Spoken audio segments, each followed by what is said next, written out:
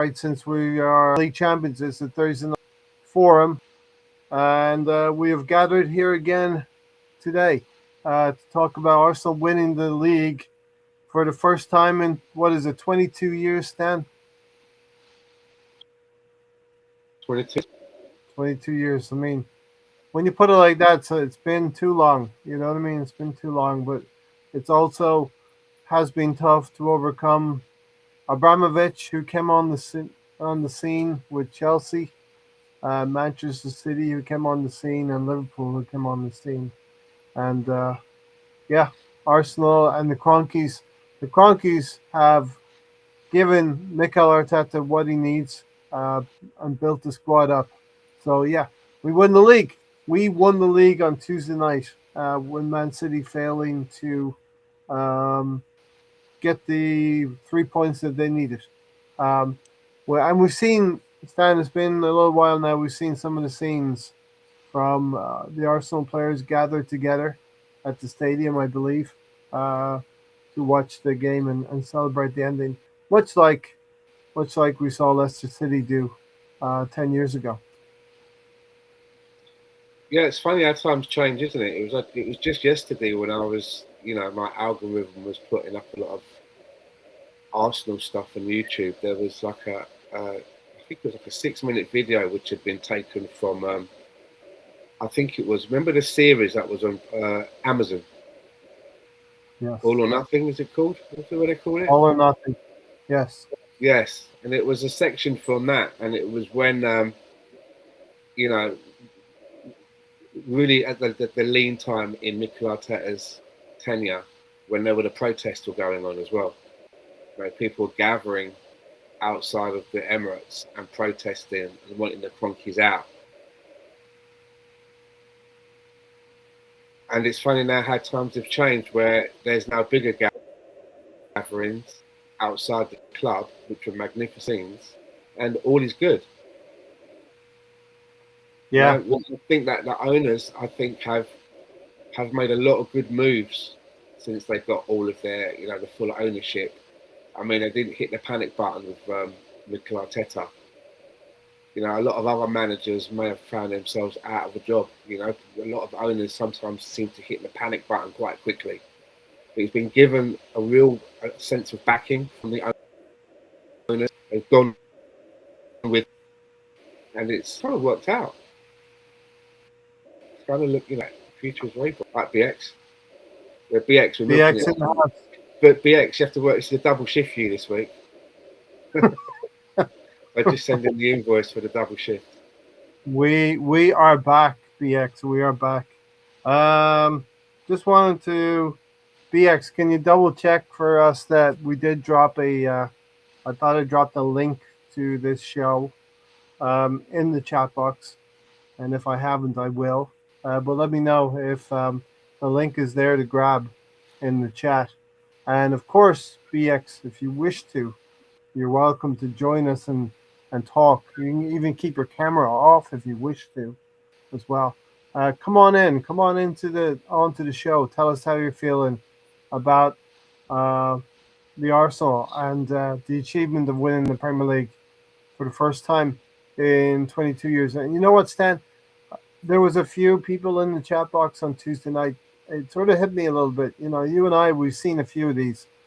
We're getting into our twilight years, so we've seen a few of these, and so it strikes me there's a few Arsenal fans that um, have not witnessed Arsenal winning the league. So.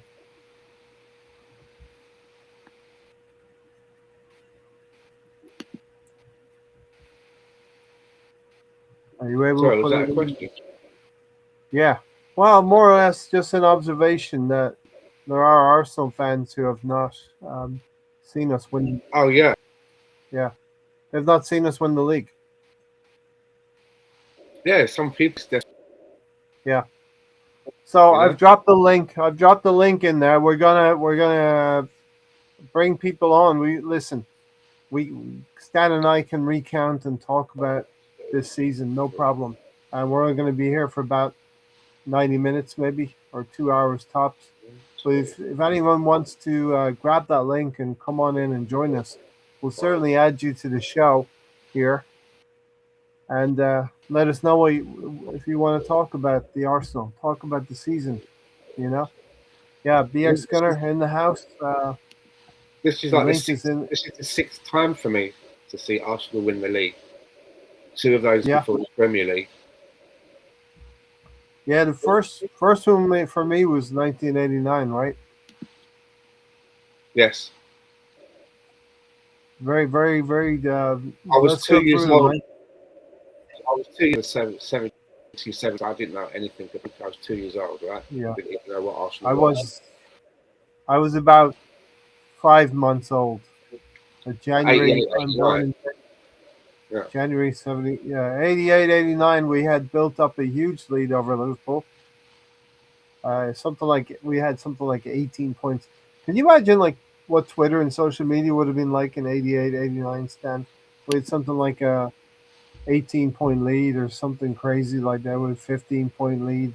And Liverpool, at that time, Liverpool were just a frightening team with Beardsley and Barnes, Ian Rush, John Aldridge, Ray Houghton. Uh, that Liverpool team was frightening, and they reeled us back all the way. It's funny you say that Uh, because, like, you know, back then when there was no social media, it's very different today. But a lot of the people that we were just saying earlier, where, for example, this could be the first time they're first watching Arsenal win the Premier League. Those fans from that and the players, that's all they've ever known.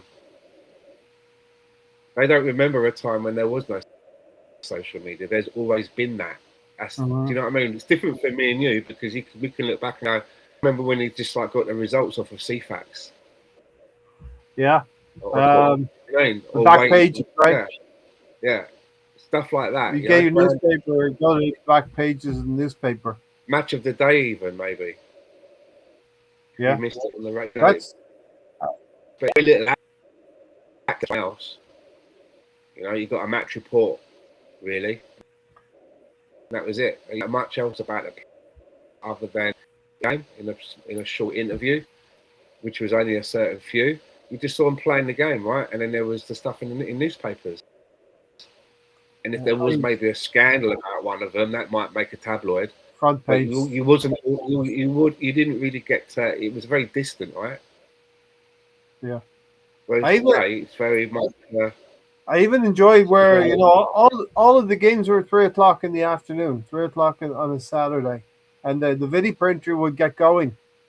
Remember, the video printer would get going and it would take care of all of the top 4 or 5 divisions in England, and it would take care of the Scottish Premier as well.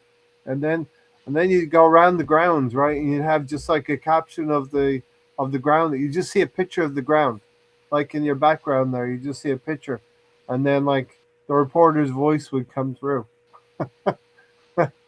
Vicarage Road. Well, here we are from Vicarage Road. Arsenal has just won 2-0 at Watford. You know, these kinds of things. Amazing.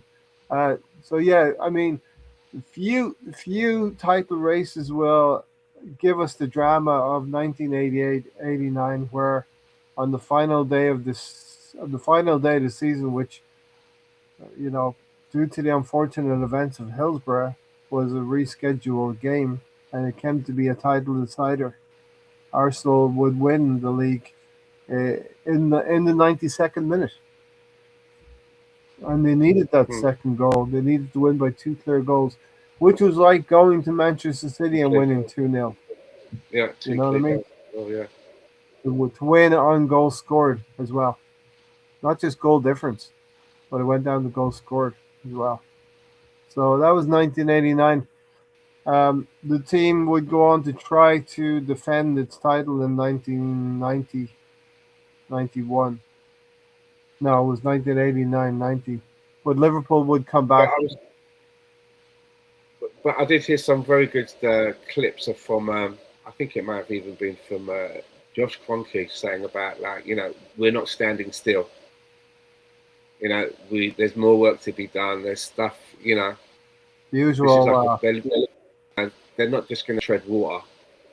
So it's going to be interesting to see that, you know. And Arsenal like to, when it comes to bringing players in, they like to do it early. We used to be a club that used to have a lot of last minute stuff going on. Maybe there's a big one that you're linked to, like a Declan Rice or a Gyökeres, where you're linked to that one and it goes on for a bit. But there's a way of they used to get a lot of deals done beforehand, right, quite early in the window. So I hope you're right. you know, if there be that's what I like about Arsenal at the moment. You kind of get an idea when it comes to what they're looking at when they win. And you get ones that slip in under the radar, like old Teabag, that came out of nowhere. Gabriel Vieira, players like that just come in and you go like, who? Yeah, exactly. Still an Arsenal player, He's still on the Arsenal books. All right. So greetings, you league champions, you. So BX, we're on top of the summit, Kings of the Jungle. Yeah, shout it out loud. We're top of we're Premier League champions, and you know I need to see them lift the trophy on Sunday. I know we won the league. I know we're Premier League champions, but it feels like it hasn't happened yet, right? Yeah, until the whole squad's out there on the field, albeit at Selhurst Park. And that's good. That's good because we still have something to see on Sunday.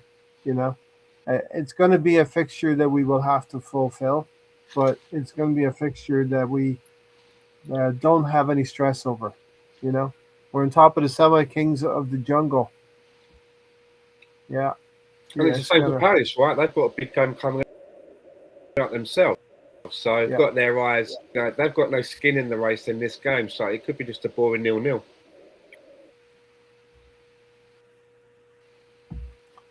I've just witnessed my first title and still doesn't feel real. BX kind of, I think it'll have me on Sunday. I think that's what we were just talking about. We all feel it, you know. And when again, so, like, this is like BX's first, you know, championship win.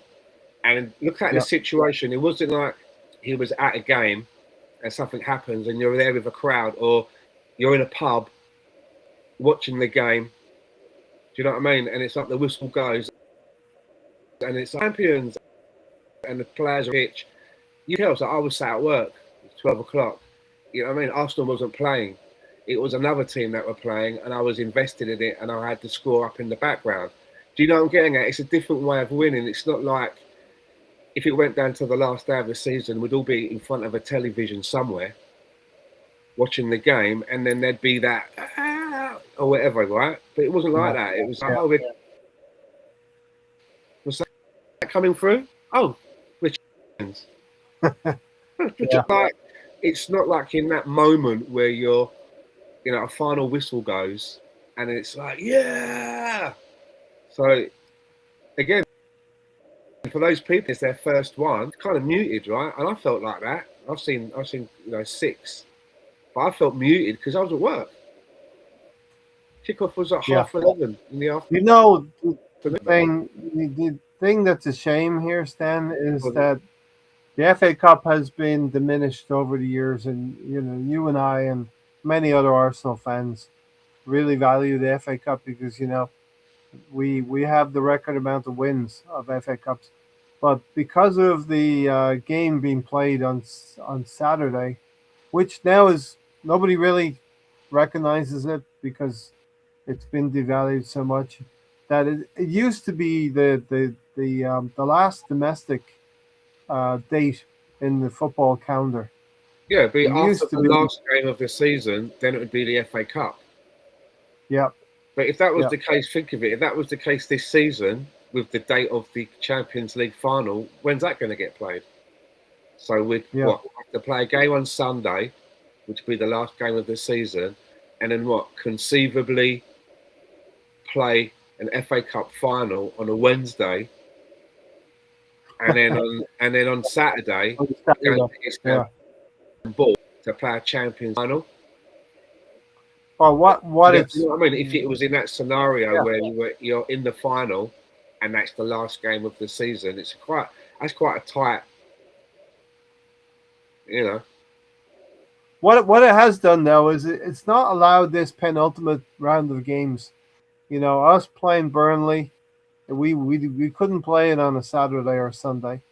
Manchester City playing Bournemouth, they couldn't play it on the Saturday and Sunday because of that FA Cup final fixture that had to be played on the penultimate weekend. So the Premier League has sort of deprived itself of prime time airspace on a Saturday or a Sunday when the league was decided. And you know, we would have loved Arsenal fans to be there at the weekend and be able to, and many did. They stayed anyway for the Burnley game, and it just feels like I would have liked the Burnley game. Whilst it did mean something, but we had to wait 24 hours for it to Yeah, really exactly. mean something. And I was quite lucky because usually I would have been at work again on a Monday. Sorry, and when we played the Burnley game, I would have been at work, right? But because of day here in British Columbia, I was off that day, and it was on that lunchtime, so I was able to watch the whole thing. But when the final whistle went, I knew it was an important win, but it wasn't like, yeah, we've won the league. It was like, okay. And then I was explaining it to my missus. Man City play tomorrow against Bournemouth, and should they not win or even draw, then we will be champions. But they may get a win, right? And then it goes to the next game. So Yeah, it wasn't in the bank. Do you know what I mean? It wasn't in the bank. yeah, definitely. We've had a few new people coming in. Miss Melina's in the house. Welcome to the show. The I mean, McChronicles here in the Chronicle. house, and Sean Bieland is here as well. Listen, there's a link a little bit further up in the chat if anyone wants to grab it and come on in and talk to us about how they're feeling about this Premier League title win, because that's what it is. It's a bona fide Premier League win, um, and it means something, right, to all the Arsenal fans. I believe this is the first Premier League title at the Emirates as well, says McChronicle.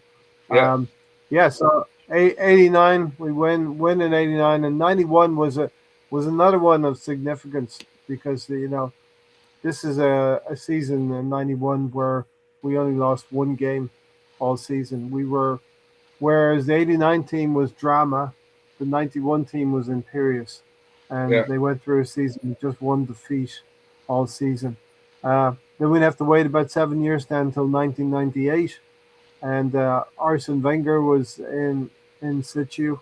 I think it was his first, it wasn't his debut season, was it?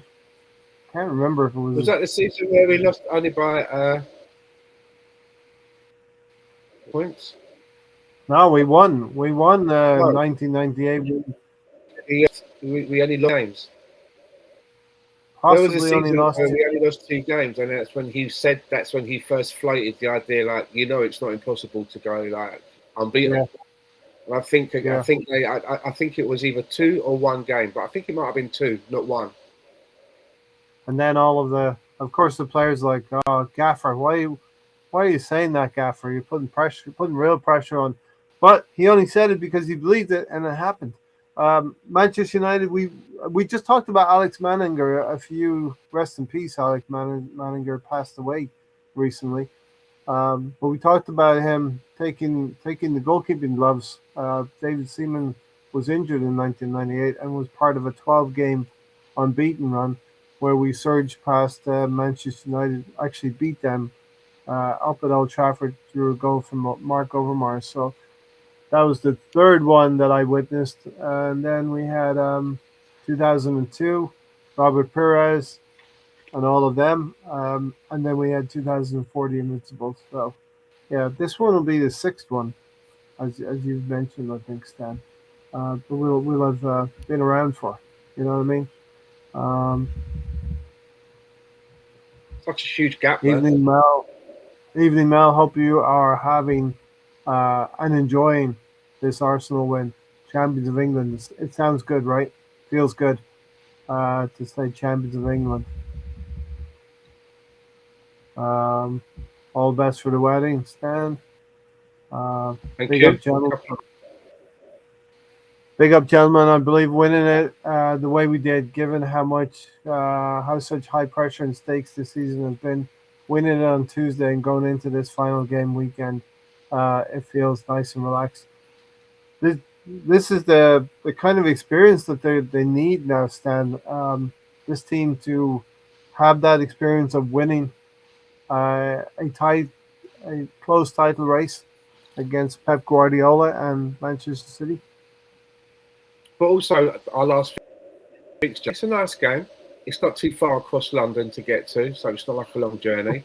And there's no beef with Crystal Palace, right? There's no beef there. It's a safe, it's a neutral ground. It's a safe haven. Eze's one of their boys. He's done a lot for them, so I'm sure they'll be glad to clap him back on. He left in a good way. There was no animosity there. They got good money for them. So, it received the trophy. It won't be Hodo, I don't think. And I think that, the Crystal Palace fans will do their part to make Arsenal feel welcome in the celebration part. Did you charter a bus yet, Stan, for the parade? Well, apparently, Mikel Arteta said it's not happening until after the Istanbul game. He said he wants 2 pots. He wants a 2-pot parade. I think that is probably the best idea because, yes, you can celebrate on Sunday and you can enjoy at Selhurst Park, but honestly, we have more to do this season. And starting Monday morning, that preparation has to start Monday morning. Apparently, it's the day after. It's the day after the Champions League game is the parade. So those people that are out there might not get back for it. Well, I think a Monday wouldn't be bad. A lot of people would not complain about Monday, probably. But hey, I'd love to. Let's go and win that Champions League as well, And as the week goes on, I'm going to be more and more confident. Still feeling that underdog vibe, but I still would like to keep that underdog vibe, and I think. But don't worry about it. I think is there anything wrong with being the underdog? No, not at all. Because I think the media will hold that for us. The media will hold us. They're not going to give us a chance. Everybody loves an underdog, don't they? Yeah. Enrique and Dembele and all of those players. Rocky to win against Apollo. Yeah. True. Didn't they? They didn't want Apollo to win. Do you know what I mean? Yeah, Apollo, right? Rocky was the underdog. Everyone has an underdog story. But I mean, Tiger. It does make me chuckle a bit though. It's like, if we are the underdog, what a hell of an underdog. We're the underdog that hasn't lost the match. We saw, it's scrap and had to go to a penalty shootout and do this. Do you know what I'm getting at? It wasn't like we've milked it. We've got there quite nicely, but we're the underdog. Yeah. Big up Tiger and Gunnar. He's joined us. Listen, I'm happy. Whilst I'm tired, and it will be a shorter show tonight. We kind of went on Tuesday night without alerting a lot of you, but happy that Tiger and Gunnar is here with us tonight as well. We did leave a link to the show a little bit higher up in the chat, Tiger and Gunnar. If you do want to join us, come on in. You can have your camera off. Keep it just audio if you want, or just turn on your camera. And let everyone know how you're feeling about this win. If you are able to do so, we'd love to have you on. And that goes for anyone else in the chat box. Grab that link and come on in. The McChronicle says, to be fair, Arsenal fans partied until 5 a.m. UK time in front of the Emirates anyway. Yeah, and listen, we all want those scenes to be bigger than certainly Manchester City and bigger than Liverpool, bigger than the recent winners.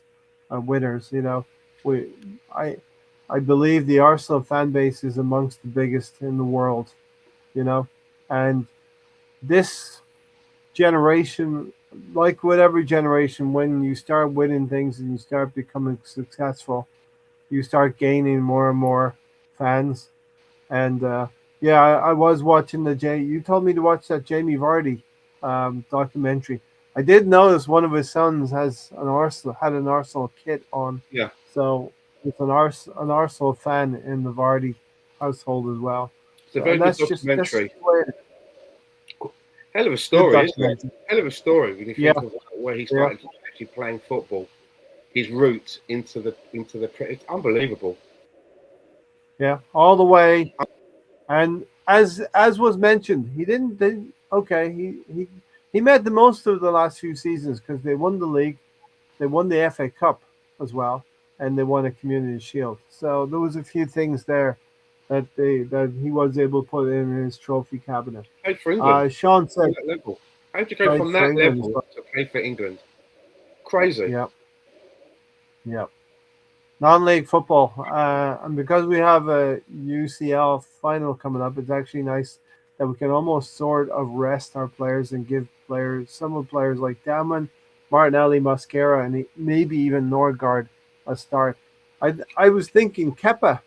Here's the time. This is the time in Jesus. the season. Jesus. You play Zeus again. Yeah, this is the time in the season to throw pity upon a Kepa and bring him, let him play in goal and let him play a game and feel part of the group because he didn't play any of the Premier League Yeah. games. You know what I mean? So there's Dowman, Waneri, if Waneri can come back, um, Madueke, Martinelli, and I think it's a good thing, right? You're going to get some players some minutes. You never know what's going to happen next Saturday or Saturday week, Stan, because one of our If you're looking at it, if you're looking at top down, right, you're thinking to yourself, okay, we've got this dead rubber over at Cozy Crystal Palace. There's no a week later. Who do I need to protect? Who do I need to make sure happens to them? And the way that I would look at it, I would say, okay, well, obviously the candidates would be David Raya. If you don't have to, I'm saying like if you don't have to risk them, why would you, right? I would say David Raya is one person that I would try not to play. William Saliba and Gabriel Megalegs, both of this. If I don't have to play them, and there's other people that I can put in there, I would do that.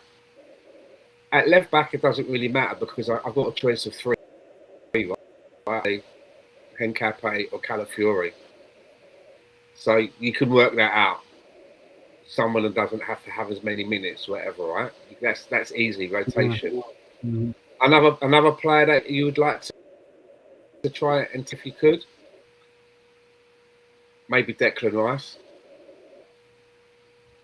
for sure. You can play maybe a Norgard, like you mentioned. Yeah, can't imagine we play one of these players, Stan, and they pick up an injury. You know what I mean? And With let's 6 days keep to go. going. Right, talk about players if you don't have to play them or have them come on, near the end, but a few minutes.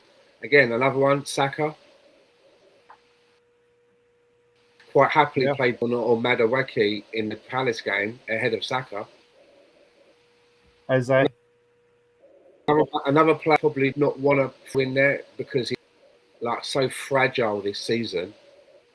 I would try to give as Odegaard. Odegaard.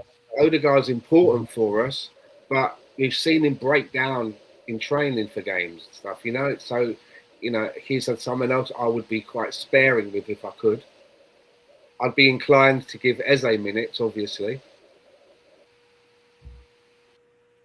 And who else would I? Not playing. Well, Saliba. I would Jesus, because then that way, Yeah. I mean, he's fit, he's able to play, but I don't want to risk Gyökeres, Havertz, especially Havertz. who's been in and out of the squad. You can maybe have Gyökeres coming near the end.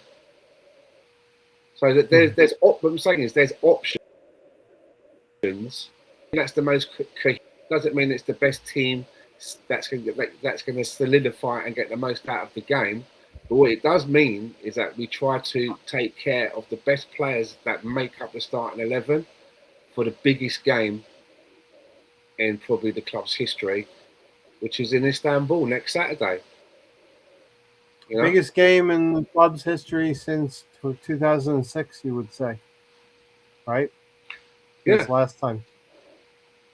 You know, finally, so, I mean, finally trying to make sure that's, you know, I've got everybody has been rested. They can do some training leading up to the game, but you know, do you know what I mean? This is it. This is it now. This is like why you get paid the big bucks, man. This is it. The Chronicle said apparently the Islington Council only allowed Arsenal to parade the day after the Champions League final, so didn't have a choice. Also considered the day after everyone reports for the World Cup. Yeah, so it's getting close to the World Cup, but you know, for us Arsenal fans, many could care less. The Champions League is more important. Tiger and Gunnar, welcome to the show. Great to have you. Morning, champ, BX Bud. Come on. Bought my new kit yesterday. Does your kid have a Premier League trophy on it? I think it might have. If you bought the new kit. We've got a busy schedule this weekend over here in Perth, Western Australia. We have an Arsenal AGM catch up with the boys across Australia held in Perth.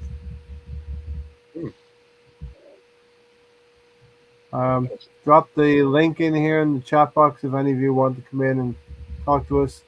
You can keep your camera off if you wish to, or not.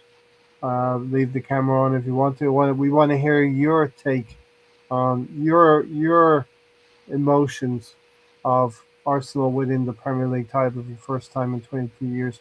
Play the Academy kids. Salmon might play. Think of it as a phone in. If you've got any questions about anything, feel free to hit the link and just come in.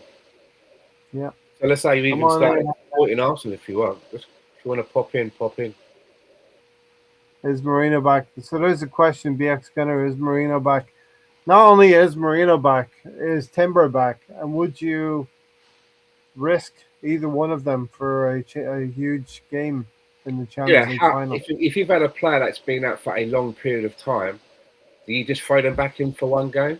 I mean, some players, you know, you need to ease them back in. They might be fit and walking around and at games. They don't have to wear a boot on their foot and they can train with the ball. But they've got no rhythm. It's the Champions League final. The Champions League final. So as much as I love Mikel Merino, I think he's been a big miss. And again, I really like him because when we bought, I didn't know who he was. Yeah. I was like, or what he could do. And I thought, is this another number? Is this the number 6 guy? Yeah. I didn't know nothing about him. Yeah. And I see that he's quite an important player. I think he's a very important player to the team. I'll tell you what, Stan. He's very useful he's very useful in positions. Very, very useful. And you can't beat that if you've got that. Yeah.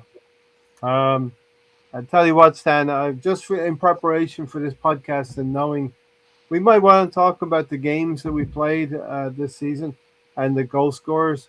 I wrote Marino's name as in terms of goals scored down quite a few times throughout the season here. So he did pop up with some very important goals here. So yeah, listen, the link is there. It's a little bit higher up in the chat box. If anyone wants to grab that link, come on in. Tell us how you're feeling about Arsenal. Got any questions? Sit side by side with us up here on the screen. Keep your camera off if you wish to, or keep it on. Day 3 of your Champions of England. Indeed, it feels nice. Feels nice. How many days since your team last won a trophy? Right, we've seen all that stuff in your Twitter timeline. You know, Arsenal have 3 days since the last time we won a trophy. Now, Marino always steps in as striker, whether he's hot or cold. He just shows up and gets it done. He has a knack, Stan. He has a knack, and if Mourinho's good for 10 or 15 minutes, Oh, I would throw I him think on in the last 10 or 15 minutes of a depending Champions on League game. the score situation in the Champions League final, even though he's been out for a while, he can be a Hail Mary player as well, right? It's like I'm not asking Hmm. you to do much. There's like 8 minutes to go. Just get in. Yeah, You know what I mean? Try and get your head on it. Yeah, of course, but I'm talking about starting. Do you know what I mean? He's yeah, been out for so long. yeah. Just to put him in as a start somewhere. There's other players that have got more rhythm in it, Now, unfortunately. I would say Marino may not even be in line to start, but somebody like Jurriën Timber, there's a big question over, that winger that's quite lively that our right back will be going up against. They've got some good wingers. They've got some good forward players. And maybe truthfully it's too much to throw Timber in against that kind of pace. He might be gassed pretty early. Another important player plays a very Yeah. different way, and it looks like is Ben White not fit? Is Ben White out? Well, no, I think Ben White has come back, and in the run-in, there was points in the run-in where he did look Was he on the pretty bench for the tired. last game? Because Mascara started on it right back, right? Yeah, yeah, they've Was he been on the kind of bench? sharing minutes. I believe he was. Okay, Maybe he went out injured, did he? Maybe he went out that's what I'm injured. asking. Because Uh, the, Mascara chat, started the last game, right? the chat could tell Can't us a remember. little bit as well. I can't remember if Ben Uh, White was on the bench. Sean said, I'd play Cap. Here's the team pretty much: Kappa, Nichols, Salmon, Mosquera, and Cappy at the back. Norgard, Havertz, Dauman in midfield. Madueke, Martinelli, and Gabriel Jesus. Dug De into the Souza. youth there, isn't he? Wills and Salmon, Yeah, yeah. and even Uh, to an extent Downing in there as well. Why not? Miles, and maybe Miles Lewis Skelly as well should be in amongst that as well. Um, you're gonna have to bring. We have to bring some of these youngsters through if we're going to prepare for the next word will be like trying to build a dynasty, trying to, you know. And I looked back over this in the previous few decades. Then, when Jurgen Klopp came to Liverpool, there was 6, 7, 8 trophies in the time that he was there. When we know what Pep Guardiola has done in 10 years, he's had the double amount of trophies. Mourinho, uh, Jose Mourinho for Chelsea, 6, 7, 8 trophies in the time as well. Mikel Arteta can add the Premier League title to the FA Cup now, and hopefully we can win 4 or 5 more trophies in the coming 2, 3, 4 seasons. But I like this kind of lineup because you're thinking, we've already done it now. The league is done. We've got a big game coming up. Why not give at least four kids an opportunity? You can start with 2, have with Yeah, the amount of substitutes you can make. So we're going to give you an opportunity to play a Premier League game so you can see what it feels like. And there's no pressure. yeah. You know what I mean? If it It's doesn't work out, you're not ruining anything for us because it's done. This is more for you to get experience, right? And there'll be some big boys. yeah, Some of the big boys will be around you to hold your hand and get you through it. But we believe that this is where, and something like right, you package it up, and what an experience, and why not? yeah. It's a game. Palace are not going to go their strongest team because they also have an important. Yeah, Aston Villa have just won. European Conference League or whatever it is. Yeah, Aston Villa have just won the Europa Cup, I believe, recently, That's right. the last few days, and Crystal Palace have an opportunity also. So, we'll be supporting Crystal Palace. Most Arsenal fans will be supporting Crystal Palace to go and get that done as well. And those Palace players, they're not going to go full-blooded into challenges, unless they're on the periphery of the team. Um, they will be playing in front of their home crowd. But Arsenal have 82 points. For credibility, I'd like to add another 3 points. So no, nobody can disclaim what Arsenal have done this season. I'd like to post a tally of 85 points, which is a decent haul um, for a season. And people will point to 97, 98 points. That was really inflated under Pep Guardiola, where those points had to be gotten if you're going to win the Premier League title, because Pep Guardiola had 25 world class players and only 11 of them could play at any one time. And we remember this the camera panning across, and you would see 12 or 14 world class players sitting on the bench.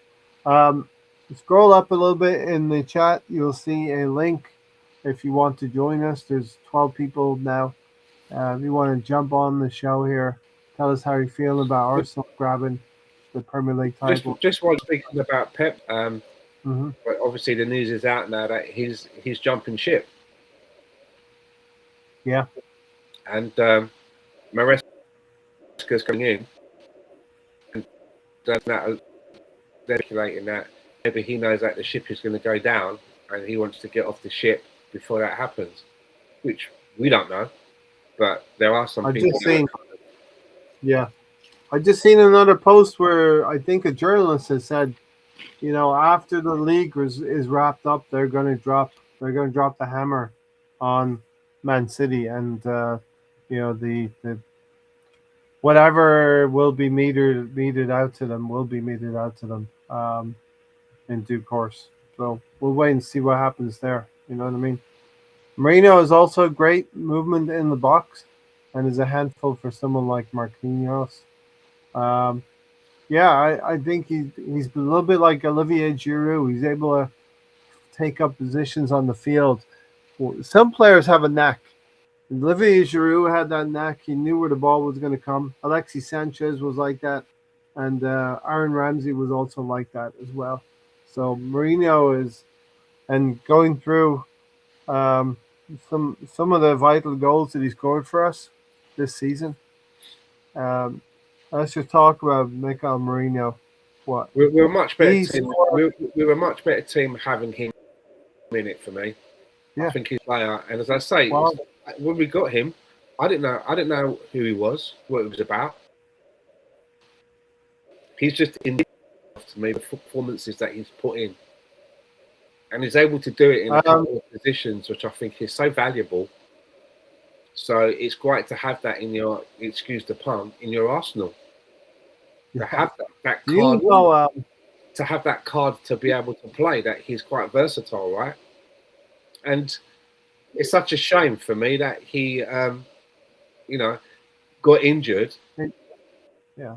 And hasn't been a part of the running, because I think he's a really important player, and he also keeps other players on their toes because they know that he can play in their position. If they're not up to it, he'll step in. So that's good. Good player to have. Yeah. Mikel Mourinho, we know how difficult the opening. I'll be right back. With Mikel Mourinho. Yeah. We know how difficult the opening 6 games Arsenal season was. So I'll go through that pretty quickly. We did win up at Old Trafford on the opening day of the season. Calafiori header from a set piece.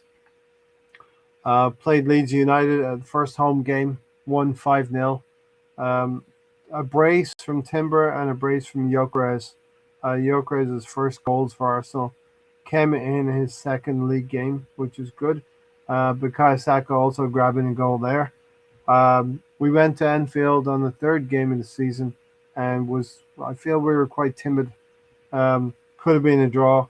Mikel Arteta wasn't adventurous, and we lost 1-0 to a Szoboszlai free kick, which was, you have to hold your hand up and say you're beaten by a really good strike on the day.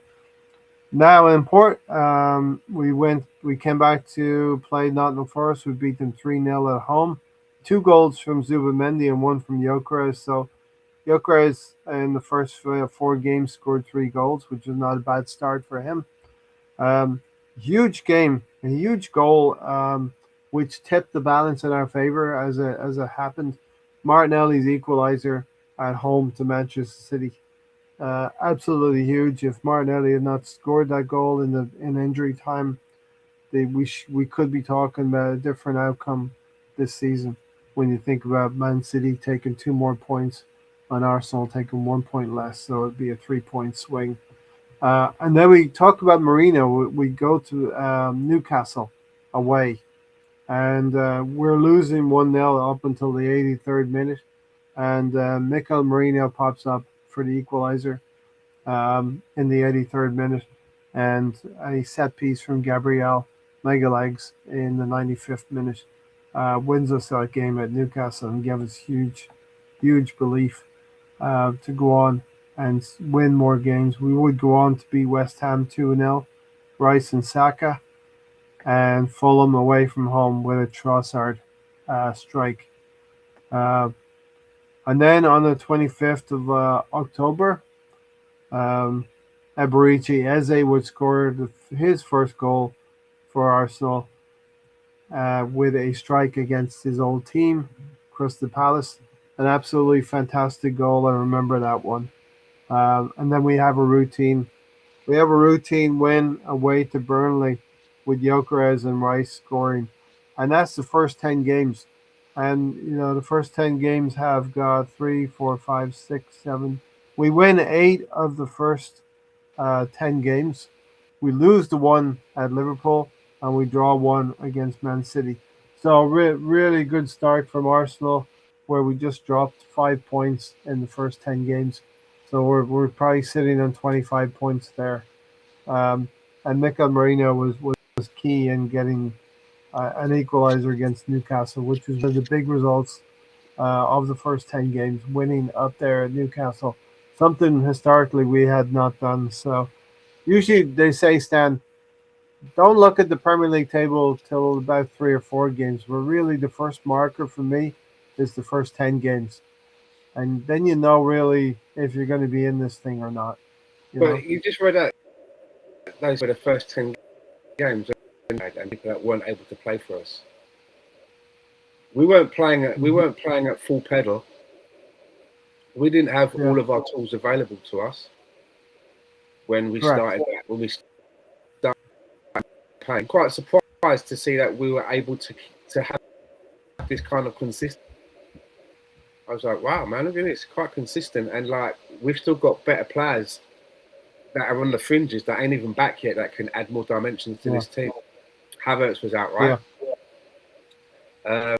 Havertz was out. Odegaard was out, I believe, at that point as well. What about Saka? Was he still Saka? He had scored. He had scored against West Ham. So yeah, he had been around. He scored a goal against Leeds. Saka had 2 goals at that point after the first 10 games. Didn't Calafiori have some injuries? Yeah. Maybe. Ben White was not on the bench for the last game, says Arsenal Misfit Stephen. It was deemed to be out for the season, possibly. But yeah, that was the first 10 games, so that really gives you a view as to where you're going to be in the season. You have to get a good start. You have to get the wind in your sails and get moving. If everyone is fit, then we need to play our best 11. I believe that is Raya, Timber, Saliba, Gabriel, Calafiori, Rice, MLS. Just to show you where we came from, that clip that I told you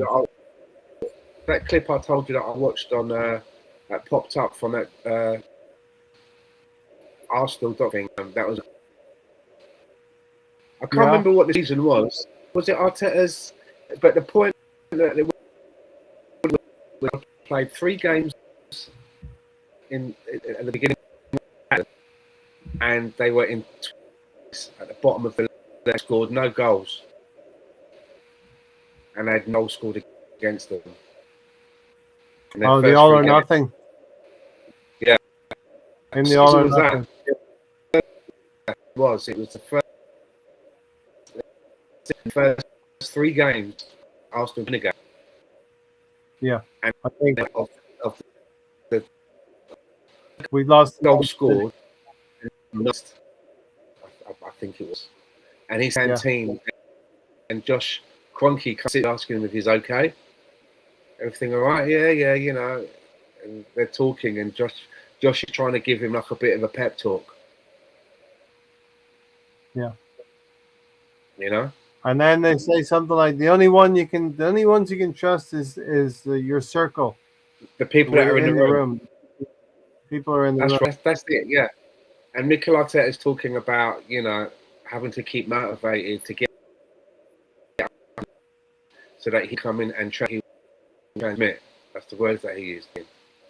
Even in when it's not going so good, right? But yeah, and look how we started this season, and who we played against, and you know, it's completely different. Yeah, that was a tough. Stan, that was a tough first 6, 7, 8 games. We had to go to Old Trafford. We had to go to Anfield. We had to go to St. James's Park. We had to play Man City at home. We had to go away to Fulham, which had traditionally been tough games for us. And you know, we come away having dropped just the 5 points. So that was amazing, really, when you think about it. Yeah, 13 in the chat. If any of you want to drop in and say hello, grab the link. Camera on, camera off. We can do whatever you want to do. Let us know how you're feeling about Arsenal being Premier League champions for the first time in 22 years. And you know, we'll probably do this again at the weekend when we are going live again on Sunday, maybe when Arsenal are playing Crystal Palace at Selhurst Park. Sean says here, Stan, this is amazing. All the English teams could be winning the European competition this season, while that the Champions League is the most difficult one and the most prestigious one. But Crystal Palace could win. Aston Villa have won theirs, and Arsenal have a great chance. A rule change that I would like to see in European competition, that you know when they get knocked out of Champions League and then they're allowed to parachute down and start playing again in the Europa League. Didn't that happen? Yeah. Didn't Aston Villa start off in the Champions League and go down into get knocked out? Not this season. No, not this season. They like that rule. Do they still have that rule? They have stopped the dropping from the Champions League into the Europa League. That's stopped now. Okay. I didn't used to like that rule at all. Well, it's made a big difference. I'm glad that they got rid of the away goal stuff and all that. Well, definitely getting rid of the old away goals, but I don't love the fact. I don't love the fact that they've changed that. That you're in the Champions League and if you don't qualify to go on, then you don't drop down into the Europa League.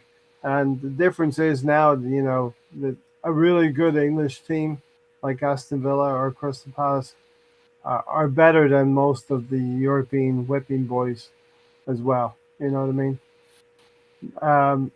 Retroholic. I like it. Being a Champions League game, it's, you know, you go to the San Siro, you know, it's 2 legs, and the game finishes 1-1, and then you're going back to your ground. It's game on again.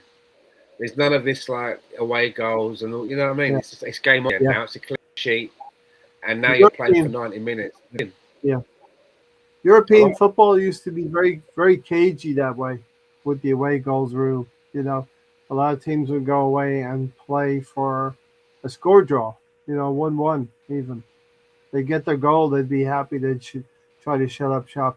But I'm glad that they changed the rules, because a lot of the football fans now were really excited to see Bayern Munich and PSG score a lot of goals, especially in that first leg. And it remains to be seen how it's going to come out in the Champions League final. Will the most offensive team in PSG or Bayern beat a defensive team like Arsenal or Atletico Madrid. You know, And we not that just we're totally defensive; we're just good at defending, right? and we're just talking about like, and some rules. If there's one rule that implement into football, no points for a 0-0 draw for that. No, don't get 1 point for that. Well, that would have hurt us. That would have hurt us a couple of times this season. But it just means Not gonna generally lie. in football, though, if you really want, you've got to play. You've got to play for something, right? Yeah, It's not going we to benefit. It's not going to benefit you if you try to play for a 0-0 draw. It won't benefit you. So you have to play to try and win, or at least we had a, get a score draw. No 0-0, no. we had a, yeah, we had a couple of consecutive 0-0 draws. Liverpool at home and Nottingham Forest away from home, and those were two consecutive 0-0 draws. When in January, it looked a little bit dodgy because then Man United came to town as well, and we lost the game at home to Manchester United. Anyway, Retroholic Gamer says Man City news is that they plan to spend another 200 million because Arsenal won the league, but because we spent 1 billion, we're not proper champions yet. How much has Pep spent over the years, Retro? Man City and Liverpool high Yeah, but point it's also, totals it's only also have. as well. It's Right. not how much they've spent. It's what did they be able to spend that? The Yeah. really what's been going on financially, and I do think that if and when anything happens there, a fine is fines are not deterrents in my eyes. Doesn't matter what the club No. is, the fine really is not a deterrent. Agreed. Although those two players at Real Madrid that had a tear up with each other, was it Valverde and Tucumeni? Okay. Fight of each other and went to hospital and had to have stitches, like a proper tear Wow. up. I didn't hear them. Do you know Yeah, I how didn't much hear they about got? Do you know how much they got fined from the club each? 5,000. No, 500,000 Wow. each. One of them's Yeah. captain. Apparently, one of them's the captain. But it's been like it got out. It was like a proper big scrap. One of them had to go to hospital, have stitches. I don't know the details, but they got fined from the club 500,000 each. All right, that's pretty hefty fine. Euros. That's probably euros, right? It's a lot of dough. That's a lot of dough. So yeah, I wouldn't mind that. Steven said Emery won the Europa League with the third oldest team to ever play in the final. He's a strong candidate for the manager of the year. I'm conflicted when it comes to Unai Emery. We all know as Arsenal fans because he was the Arsenal manager. He would weaken his league teams. We were trying to get in the top four to get the Champions League, and he would weaken his league lineups to favor European. We're in the Europa League at the time, and to progress. He still couldn't win it with us, though. It's a load of nonsense. He didn't win it with us. He didn't win it with us. We got to the final, but that's it. We played Chelsea in the final. You have to. But then he got to the final, but he can only do so much. You have to look at the players on the pitch, right? Wanting it. True. Yeah. I didn't show up. He guided us. I was a bit harsh actually for us, but I think on it, and as a manager, he managed to guide us. Yeah, but Stan, right where we were at the time, to win that could have been a really a quicker springboard to have got that European trophy. He's doing the same thing. But he's doing the same thing in Aston Villa. I mean, Aston Villa could drop down to fifth. The players responded. They had better players. Obviously, he got them to the final, but the players had to do their bit. The players had to Aston Villa play right. Aston Villa could drop down to fifth. Could drop down to fifth place, albeit they won a Europa League last week, but they could drop to fifth place this weekend. BX said our main left wing target should be Krupi Jr. That should be the main business in the summer, along with a backup striker. and a right back, and maybe a I can't remember. midfielder as well. I can't remember what, but they said that.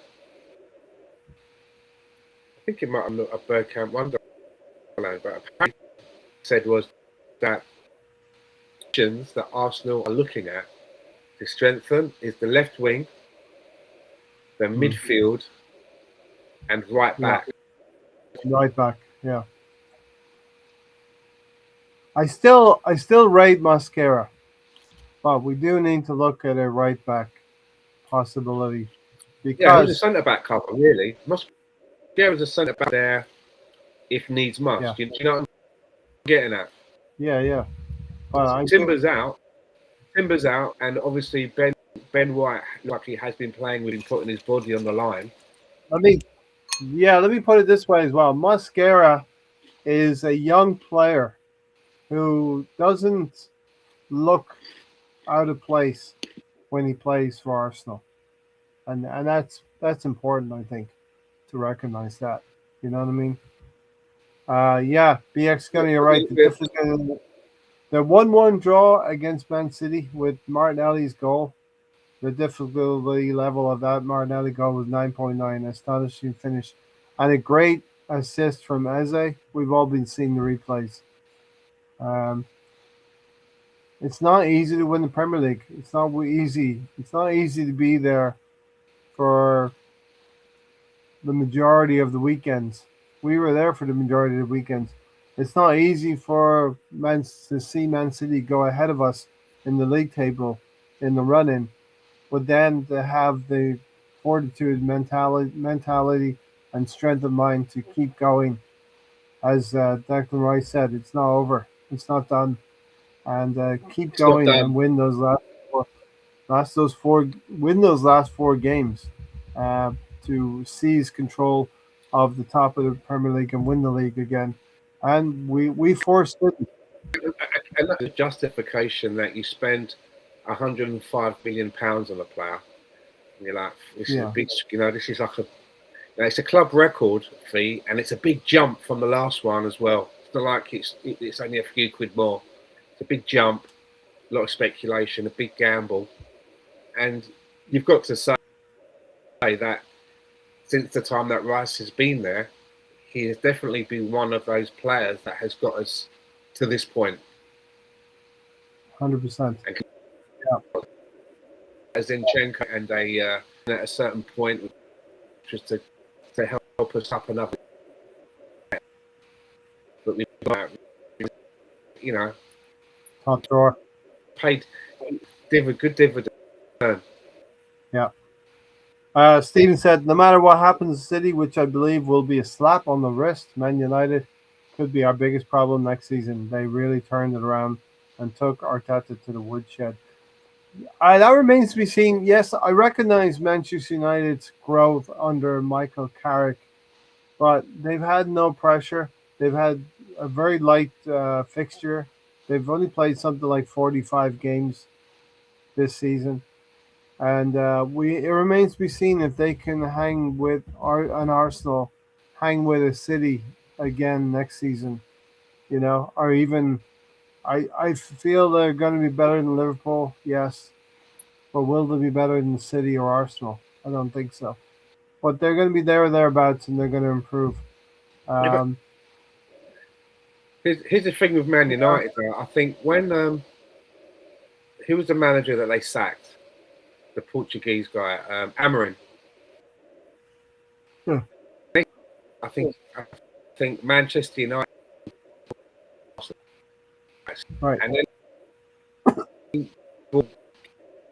And from the time that he's been in, up until about a week ago, maybe United were 12 points behind Arsenal. It's something like a point difference. Right? So it's like, well, is that really a massive improvement? It might be easier on the eye. Because with Amorim, not only was there you could really see like when you see a baby sitting on one end trying to smash the square peg into the round hole.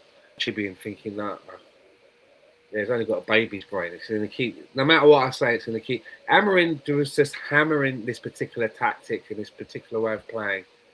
And even though results were staring him badly in the face, he would say, well, we're not going to, we're going to, and it was just like, it was just like lunacy, wasn't it? I don't know anyone that said, like, I can see what he was trying to do. I've never heard anyone say, I can see why he did that. No one. From people that are armchair pundits to the people that are right at the top and that have played the game. That seemed to be his undoing. But, apparently under Michael Carrick, it's been easier on the eye. But the stats say that a few weeks ago, I think, about this when I was on holiday. In that period of time, they're 12 points behind Arsenal. So, what we saying? So they kept pace. They picked up the same amount of points under Carrick as Arteta in the same amount of matches. So the argument is, the argument is, making him the full-time manager, is that really going to be the answer? Yeah. It's going to be, is he going to be able to have that star pulling power as well? Oh yeah, the Manchester United does have a name.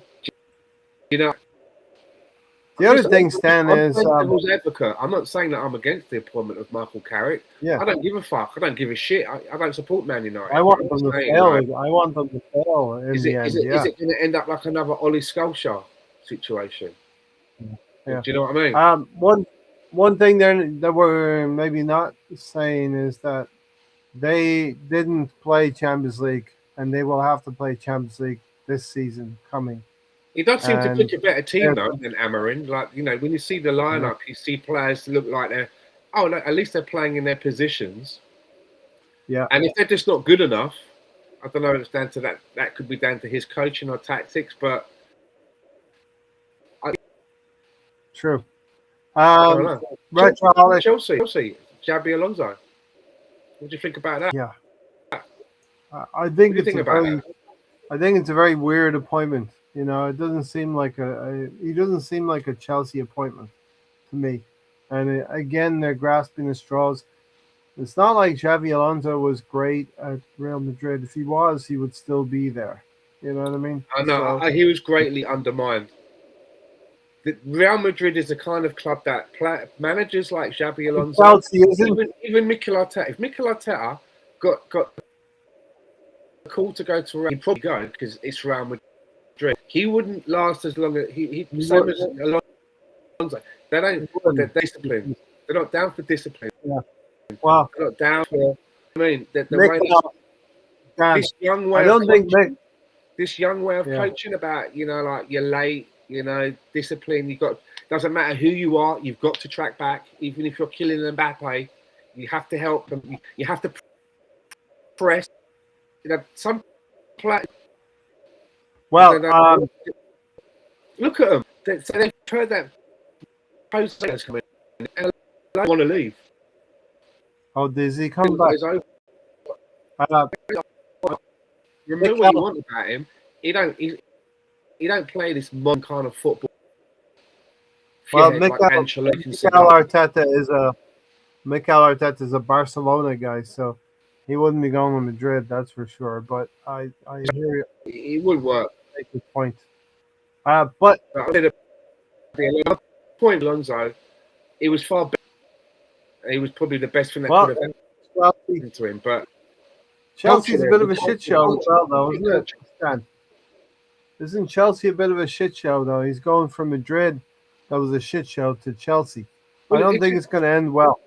But you would think that if Arnie job is his job safe then? Because his job wasn't safe, and you are the hierarchy, and you are yourself, and you are having a brand holders and a cigar, and you're saying maybe we should be changing the manager. But if we change the manager, who's out there? Surely you're thinking, if we are going to do it, now's the time, because we got that guy who was really good in Germany, got treated shit at Real Madrid. He can come to Liverpool and revive us. He's one of us. Do you know what I mean? It's all there. It's all there, right? The story is there. The fans are going to buy into it. Yeah. even those that maybe like Slot, they're not going to fucking. They'll get over it really soon. It's Jabi Alonso. One of the. It's like the Mikel Arteta effect in a way. Someone that played there, but for whatever they didn't do nothing, right? So now what does that mean? They stuck with Slot, because if they get to the end of the season or the summer and then they pull the trigger, right? Well, who are you going to get? The perfect guy's gone. Now it has just gone. So what do you do? I believe that they have pledged their commitment to Arne Slot for another season. So there you have it. I think he's staying. You know, Retro said if you lose 4 attackers, I don't think it will be a massive problem. One area is talented, can play on the left too. Look at Rafinha, a prime example. Here's the hoping that survival.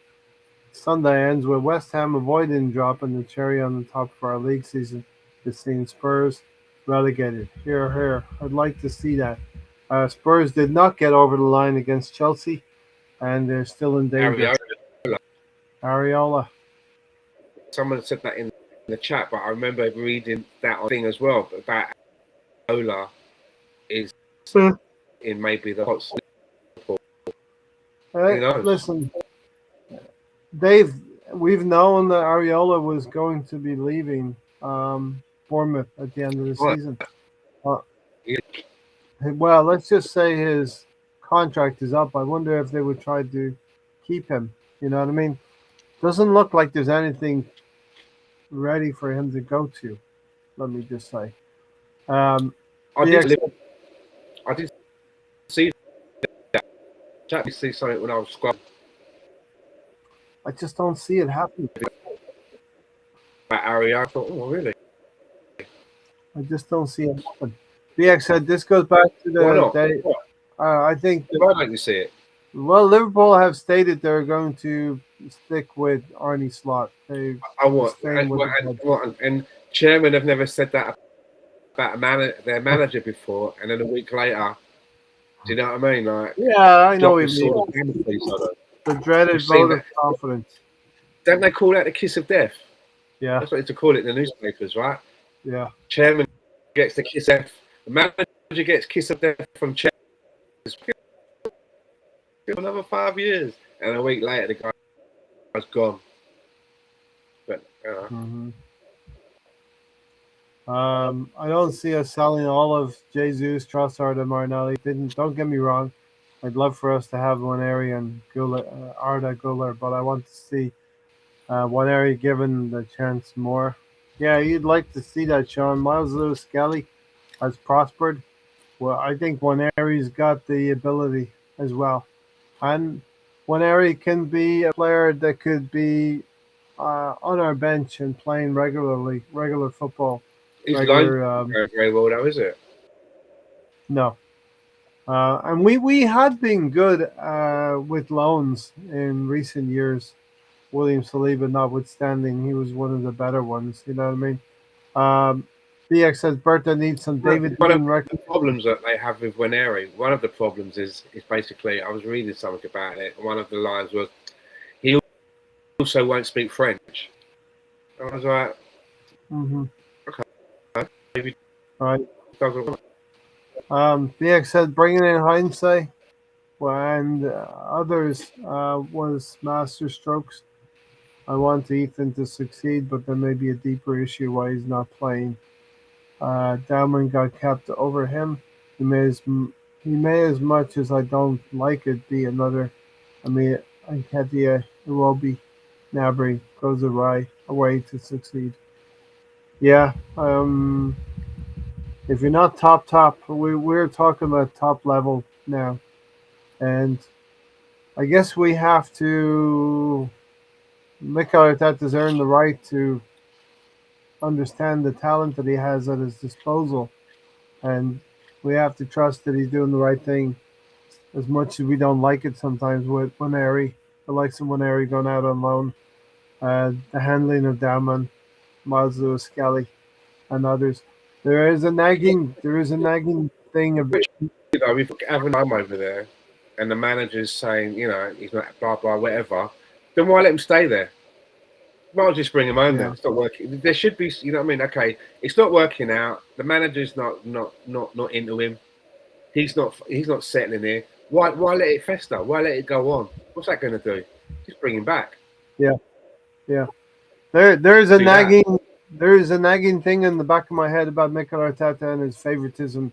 You know, I knew that on Monday that Odegaard was going to come in, was going to stay on the field, and it was Eze who was substituted for Zubimendi and not Odegaard. And that's my sneaking suspicion that Mikel still has regard for his favorites.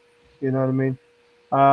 Sean said Kepa and Setford won't be receiving winners medal because they didn't make the required 5 appearances. When Harry will though. I don't know if it's 5 appearances anymore. I read something where the club can award medals to certain players and staff as well, even Well, if you they mean didn't that for, play. if Dalman gets a medal? Yeah, well, Damon will because he played a few. How many he is played it? a few Isn't it games. appearances? It used to be a certain amount of appearances, and then you get a He's medal. saying Sean is saying 5 appearances. I wonder if Is it's that what it even is? 5? changed to less. That's what Sean's saying, which I don't doubt that. Ozil was class. His problem was between 2018 2023 when he left the team. We're almost too attacking. Ozil was a luxury player, what our current team probably miss. We have the likes of Eze and Odegaard as well. You know what I mean? 888 Chris. Arsenal. Yeah, he's breaking up. I don't know. Wasn't there a season we won the league, or was it when Martin Keown was maybe getting phased out, and he needed a certain number of appearances to get a medal, Martin Keown. and he was worried that He was going going to get on. swell. Martin Keown. Yeah. Remember that? Yeah. Ray Parlour tells the story. So yeah, I mean, I was interested to know how many games has Dalman appeared in the Premier League. Do we know? Well, I I'll have can a look check. now. You do a little Google Yeah, stats I'll go thing right there. I'm sure Liverpool would take Areola over Slot at this point. I don't know. I think Liverpool, their fans are disappointed that the So club. he's appeared 5 times in the Premier League. Oh, There you go. maybe he actually does get himself a Premier League medal. Look at that. Mm-hmm. That's Yeah. crazy, isn't it? I think the club is quite principled. The Liverpool club, and most Taking and like showing everyone and doing a little speech at assembly at school. And this is my Premier League medal. So, the one with Arsenal. Stan, we went through the first 10 games of the season, and we had 25 Yeah. points in the first 10 games. The next run, I'm going to bring you up to halfway point, right? Okay.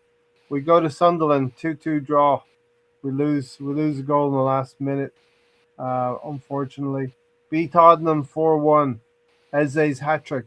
The only time an Arsenal player scored a hat trick in the Premier League was Eze's hat trick against Tottenham, and we're loving it. We're loving life because Eze could have gone to Tottenham. Is that so? And is that so? We've not had a player score a hat trick in the Premier League. Correct. This season. Yeah. Oh, this season. I thought you were saying in the history of the Premier League. You want to guess how many braces we've had? I know you love a brace, right? You want to guess how many braces we had this season in the Premier League? 3. We had 10. 10 braces. 10 braces. Wow. I'm including the Eze hat trick. And there was a game against Wolverhampton Wanderers at home where we had 2 OGs. I'm counting those as a brace as well. So OG had a brace as well. So yeah, 10 braces altogether. We drew 1-1 with Chelsea. Mikel Merino getting the equalizer. Caicedo was sent off. That was at Stamford Bridge, a 1-1 draw. We beat Brentford 2-0 at home. Mourinho and Saka scoring. And then this was a sickener. We lose up at Aston Villa in the last minute. We all remember that goal, right? Yeah, they give us problems, Aston Villa. They gave us some problems. We had They that win give us- against Wolves. it's just that horrible narrative that it's our ex-manager that's there, right? It just adds to the spice of the fixture. You know? Yes. We we beat Wolves 2-1 at home with two OGs. And I remember the cross going into they equalized on us, and it was very close to the end of the game. And the cross going into the box, and Gabriel Jesus wheeling away and saying it wasn't him. He didn't score the goal. It was an own goal. We go to Everton, a place that Manchester City couldn't win in recent weeks at, and we win 1-0 with Victor Gyökeres penalty. And then we play at home to Brighton, uh, 2-1 win. Odegaard and OG scoring, and then we get revenge on Aston Villa. The day before New Year's Eve, the 30th of December, Trossard, Jesus, Subamendi, and Gabriel, and we had a real golden patch there where we scored 2 or 3 goals in quick succession in the second half. So, um, whereas we had 25 points in the first 10 games, we had another uh, one, two, three, four, five, another 6 wins. Um, Looks like a draw, 2 draws, and a loss in those games. So, halfway point, we're doing pretty well. Rowan is in the chat as well. We did All it, right, lads. All right, Rowan. Eze scored a hat trick versus Tottenham. Huh? I just said to Rohan, yeah, we certainly did. Certainly did it. We did it in the end. Um, I believe the club gets to, and we're going to get to see the players lift the trophy on Sunday. I believe that, and maybe a guard of honor from Crystal Palace. I think it'll be very amicable and nice. I believe the club gets to give a medley of 16 other staff or players of their choice, apart from the players who played the required. I think I was when the whistle went after the second leg against Atletico Madrid. I think I was a little bit more emotional because you're more in the moment, right? You're invested. You're watching the game, and you know I was quite lucky. I was in Dominican Republic, like in the sun, watching that on the roof terrace of the room that they gave us. Just really nice place to watch it. I had my laptop there, Yeah, blazing sun, drinking cold beers. You know, when the final whistle went, you know, because it was a big thing. It's like, wow, you know, we are now in the Champions League final. Deal, do you know what I mean? I can't. Do you know what I mean? We're going to be facing like, man, who it was going to be like, you know, and that's in the final because they haven't played yet. But wow, we were through to the final. Whereas winning the league, it's happened in such a muted way. You know, I sat at my desk at 11. You know, the match started. You know, I'm at work on a Tuesday afternoon or whatever it was. You know what I mean? Like working and got another match on. Got another match on to see what they're doing, to see whether it affects us or not. Do you know what I mean? And then I was thinking to myself, well, you know, it's going to be obviously you're probably going to be able to pull this off. And when I looked at the score and I was like 1-0. So Bournemouth, I was like, hello. How long are they going to have to hold out for? Then I was thinking, like, how long are they going to have to hold out for, right? Because it's quite early on. They got one. They got one in. And so that, because I'm looking at the score thing, so then I had to put on like my headphones and listen to Talk Sport actually. Because when I look back again, the next time I look back, it was 1-1.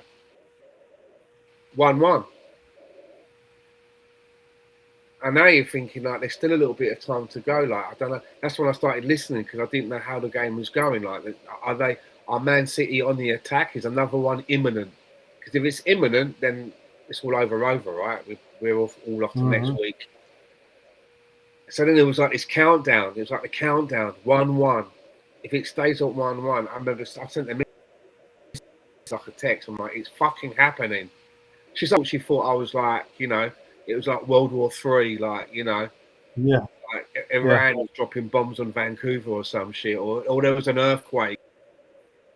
What I'm like, and then I sent her the thing, like, you know, like the score thing that you get off Google. It's like, 1-0, and then she came back. Fuck, it could be happening, you know. And then it was like, you know, got to 1-1, and then when you're like, it's like that.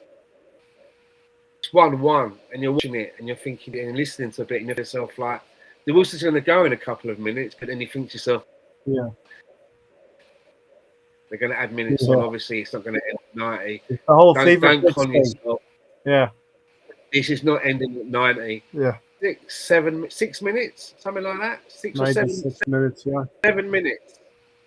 Like 7 minutes, man. Anything can fucking happen in 7 minutes, man. Yeah. You know what I mean? And that's counting down as well. If you need a goal, if you need a goal and you get into injury time and you see the 7 minutes going up, if you're in the crowd, you're like, big roar goes up. Yeah, you're thinking like, we can do this. You're thinking going to come up goal, Ireland. Not some shit like that. I just hate when you're looking at that score, Stan, and like you see it flash up, and it's not the score line that you want to see. You know what I mean? Sean said, I told you when I was listening, where the one before Burnley, right, West Ham, when I was outline, and then I was like, you know, Trossard scores, and I'm listening in, and then all of a sudden it's like, no, it's someone else who scored, and then it's like VAR, and then it disappears. But there was a moment when you're thinking, oh no. Yeah, because they put that goal up, right? They put the goal up, and then it disappears. Yeah. But there's that period of time. Fuck. Crazy. Yeah, it takes 5 minutes to check a pretty straightforward foul on a goalkeeper at Upton Park. How clutch was Leandro Trossard, though? Like, he scores that goal at West Ham. He also scores the goal in the semi-final to beat Atletico Madrid. He doesn't score it. He's the one who forces the shot. He forces a save out of the goalkeeper. Oblak is a good goalkeeper. Oblak. What I like about Trossard is that he's not consistent enough for me. But he is a full-thinking player in his style of play. You know, when he gets the ball, he wants to see what he can do in a more attacking way, whether it's like some sort of a pass that's going to force something, it's a shot, you know, and I like that. He's on the front foot. He doesn't get the ball. He doesn't get the ball and then go like, I'm passing it back. Yeah. He gets the Stephen. You got to leave it. Thanks for being here, Stephen. Yeah. Yeah, cheers, Stephen. And we've seen as well that he might, but he doesn't shrink away. On and is in a big game, he's going to go for it. I mean, do you remember before he came to Arsenal? Yeah. You know, when he was at Brighton, Liverpool, Anfield. Yeah. It shows you something. He scored against us. You know, the guy's got. You know, it shows you about the mentality as well, right? Not phased. Yeah. You can see what it's all about. So I like. The other thing I like him a lot. The other thing I like about Trossard is that he's had his run-ins with Mikel Arteta. Like, Mikel Arteta has absolutely reamed him out on the sideline because he didn't defend this and that. You know what I mean? But Trossard, in the heat of the moment, he'll have like an exchange back at Arteta. It's just that the two of them really, really care about the team. I mean, we know that Trossard has got it in him. I mean, the reason that we managed to get him was because he got himself into a situation. The manager at Brighton, right? He was out of the team, and we came and swooped him up. Yeah, for sure. Will they also have a guard of honor for the new season as well? Probably not. I think it just ends when the season ends. You know. Stephen had said that Villa game was something that could become a problem next season because we can't score on a consistent basis because of the style of play. We won way too many games 1-0. That could have saved us. Yeah, the reason why I put forward David Raya as our player of the year my player of the year, my player of the season, is because we played margins far too much in our games. There was games where we were leading 2-1, and David Raya has to pull off a fantastic um, save. So there's been far too many of those, and I believe, Stan, that we have to move forward next season with better um, attacking options up front. You know, Well, I'm pretty sure that's got to be. I mean, the left wing it's not been nailed down, is it? You know, of course you've got to have backups, but you've got to have some nailed down positions. And the one position that doesn't seem to have been nailed down is left wing. yeah, But also, yeah, I don't think they're not nailed, right? no, no. So you got to go soon or now? Just let me whenever you got to go. Just let me know. Gonna wrap it up anyway soon. We did a Tuesday night show, and here we are again on a Thursday night. So, um, scored a hat trick at Anfield. Did Leandro Trossard. Just to wrap up the season a little bit, then we went into the new year. We beat a really key win at Bournemouth, a 3-2 win. Um, then we had a bit of a slide. Those two draws, 0-0 draws with Liverpool and Nottingham Forest, and then Manchester United loss at home. And that win at Bournemouth, Gabriel Magalhaes had come back from injury. We talked about injuries earlier. Magalhaes was one of those players that we had an injury for, and we had players sitting in for him and helping out. He did give away a goal, but redeemed himself at the end. Uh, Wins against Leeds United, Zubimendi. Madueke would score, Gyökeres and Jesus. Sunderland home 3-0 win, Zubi, and Gyökeres getting 2 goals. And then we had 1-1 draw with Brentford, with Madueke getting the goal. A tough and well earned point at the end of the day. I mean, Beating Chelsea. if you're looking to build on that, it's quite obvious that some of those games where you've like because it's been 0-0. You need to find a way that still not let those, still not concede those goals. But you need to find a way now. How can you score a goal? How can you turn that? Can you turn that 0-0 1-pointer into like a 1-0, at least a 1-0 3-pointer? How do we do that? How do we give ourselves more of a cushion? So we've only scored close to 70 goals, Stan, and we were 15 goals off from last season. So we need 15 more goals next season. And that's, if you think about it, I think Mikel Arteta's had seasons where we've scored 88 goals now. Yeah. But we're 15, 20 goals off, and that's half of half of the league games we need to score one more goal. And that would help us separate the margins. What's your two predictions for the Arsenal game and the City game, guys? I'm going 1-0 for the Palace game and City 2-0. Haven't even thought about predictions. I think City will win 2-0, that's for sure. Does it matter? Yeah, I think I'd like to get the 3 points. It doesn't matter. But I'd like 3 points.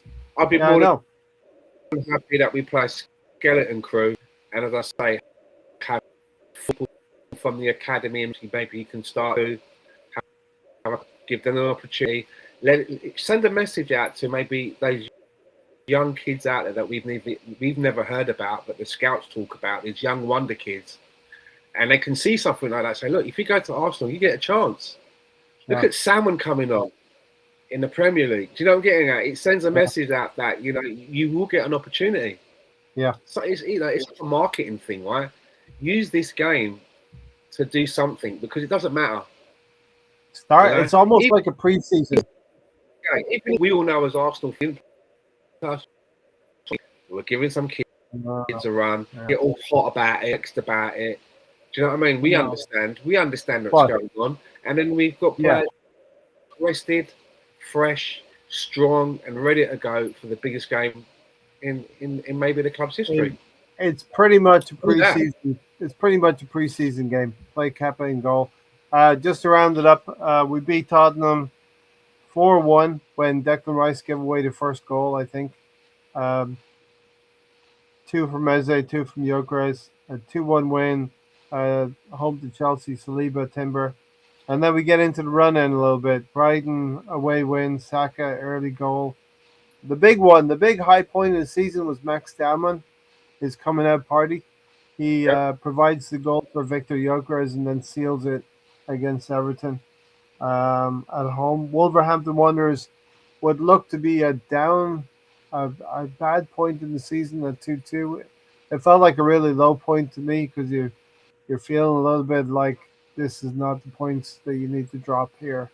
But we finished Bournemouth. The Bournemouth loss was a tough one. The City loss was a tough one. But you see the interviews from the players in the last 48 hours, Stan, that the loss to City, it showed the team that they could, because like we hit the wood, we hit the woodwork a couple of times.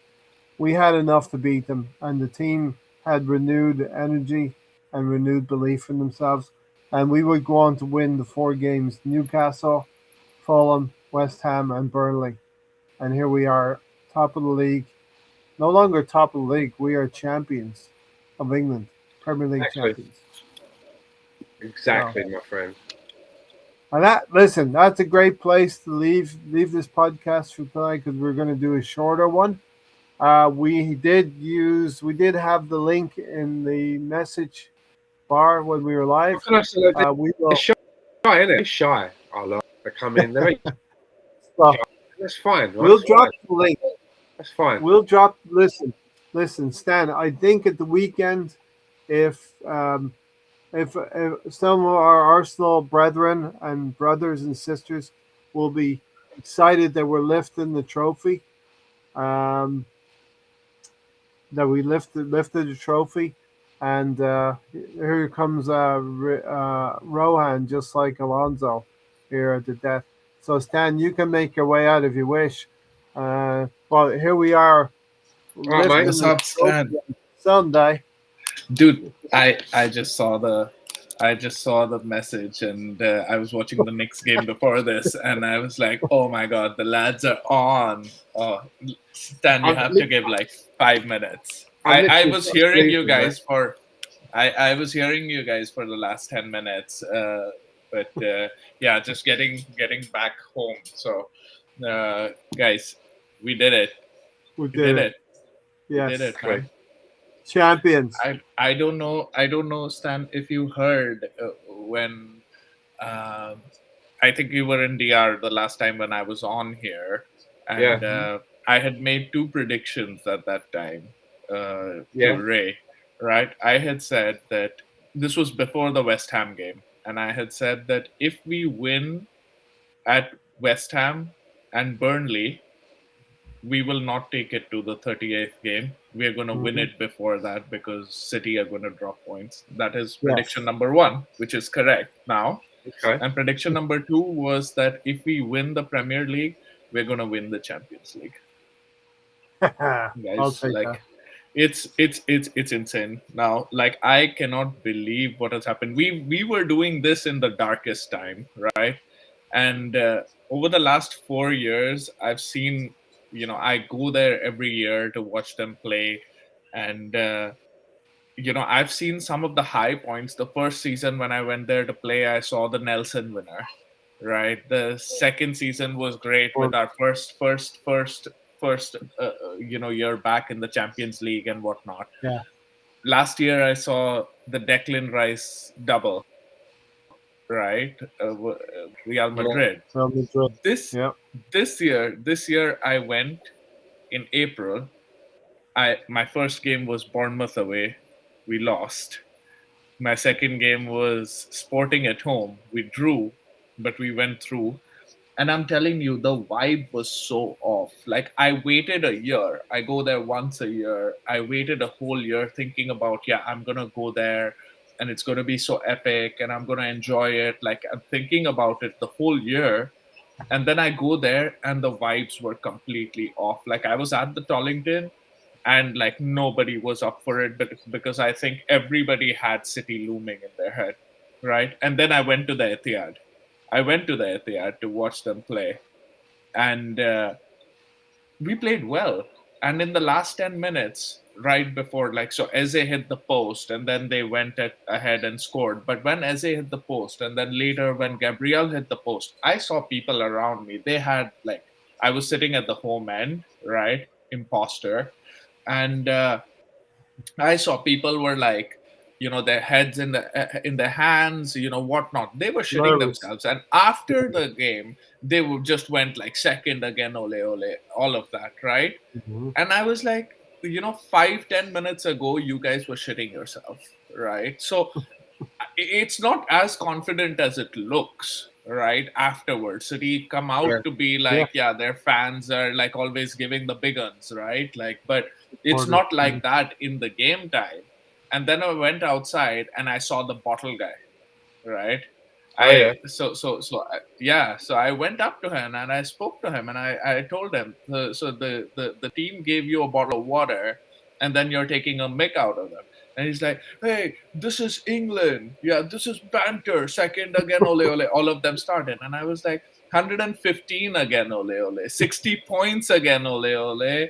Championship again, ole ole. Like, I was fuming. I was waiting at the Manchester, like the tram station on the one side going towards the city. Yeah. And there were all City fans standing on the other side. And I had at that point, I didn't care. I had my scarf on and they just kept yelling like second again, ole ole. And I was just like standing there, like just fuming, man. Like, it was such a bad trip for me, right? The whole trip was completely ruined by this. And then coming back, and we did it, man. We fucking did it. Like, I can't believe it. And now I'm really Well done, considering going for the screening next weekend and the parade. I'm really thinking about going there. Yeah, man. Like, If you I can remember- do it, if you can, yeah. then why not? You If know, can do it. I was thinking, like, in 2014. So the time I started supporting Arsenal was in like 2003. Like, that was the first season I started watching, right? So, like, although I saw the title, but it wasn't like how I am today, right? Like, Yeah, it yeah. was fine. And then, the FA Cup, etc., was fine. But then we had, like, there used to be a timer on, like, they had this thing, days since Arsenal has won a trophy, when there was 9 years between winning the FA Cups, right? And we got the FA Cup, and I remember, clicking a photo. I used to live in India, and taking a picture, a selfie of myself with the TV, like, Arsene Wenger, like, lifting the thing on the TV. And the next day they had live streamed the whole parade. There was a parade at that time in 2014 for the FA Cup, right? And they had live streamed it, and I watched it there. And I'm like, now, 14 years, 12 years later, I can actually go to the parade, right? Like, I've at least, like, by God's grace, I'm like able to now actually go and experience that. And like, Tuesday night really made me feel like I need to go and experience it. Yeah. If you're able to, as Stan said, if you're able to, do it. You know what I mean? Yeah. It's You're able to. it's like, it's unbelievable. It's like still not. And to be honest, for me now, I don't know what you guys are feeling, how big the Champions League game is. Of course, it's massive. It will change the trajectory of Arsenal Football Club. It will change who we are. One thing that we hear from half of the traveling fans, like, champions of Europe, you'll never sing that, right? Getting that out of the way, just getting that trophy in there, right? Like, winning that, being the best team in Europe is going to count for so much. But right now, what gives me the motivation to even go there for the screening at the Emirates and then the next day the parade, is the fact that even if we were to not win, I know I'm going to be severely down for not winning that. But if I said this like a couple of months ago to somebody, if you gave me the option, I would be just happy with the Premier League. Like, Yes, you did say that. here even 2 weeks ago, probably. Exactly. 2 weeks. Exactly. I mean that But- we had to win. So it's not going to take the shine off the parade, even if we don't get it. So that's the reason why Well, I'm thinking that. Welcome, Gary. I'll let Gary, you jump how you in. Good. Articulate your emotions, Gary, in the last 72 hours here. Hello, Ray. Hello, Rohan. I know Stan was here. I don't know if he's gone yet, but everybody in the chat, hello. Leaving Yeah, soon. no, we've been building up for this for years, right? when you pick a team or when you start cheering, supporting a team, you're looking for these days to come. Yes. You expect it to go a certain way. This one did not go the way we planned, right? Nobody planned for a Tuesday night celebration. We assumed we were gonna have to wait till the weekend and then get it done. So I think it kind of like, at least for me, it didn't happen the way I wanted it to. And so I kind of got, you got surprised by it. This is what we wanted, right? And then it just like fell into our lap. Not that I felt like we've done that to City a couple of times. They probably went into a streak of games late in the season, thinking if Arsenal falters, then maybe we'll have a chance. And we've done that in the past. So this time, I guess they've done it. And this is where we said it's not the same City, right? So, well, we did the work to get us to where we needed to be, and everybody else around us weren't able to keep up, and that's what you want to do. So we've been, so it worked out for us. I'm happy we won it. Like I said, it was a little. It was. I would have you like to walk off the pitch with the win, right? Yeah. That's what you want to do. Like you want to either whatever that game is that puts you over the edge. You want to do that. This one kind of, I think, with everything else that's been going on with us, is probably the less emotional way for us to get the trophy. Right?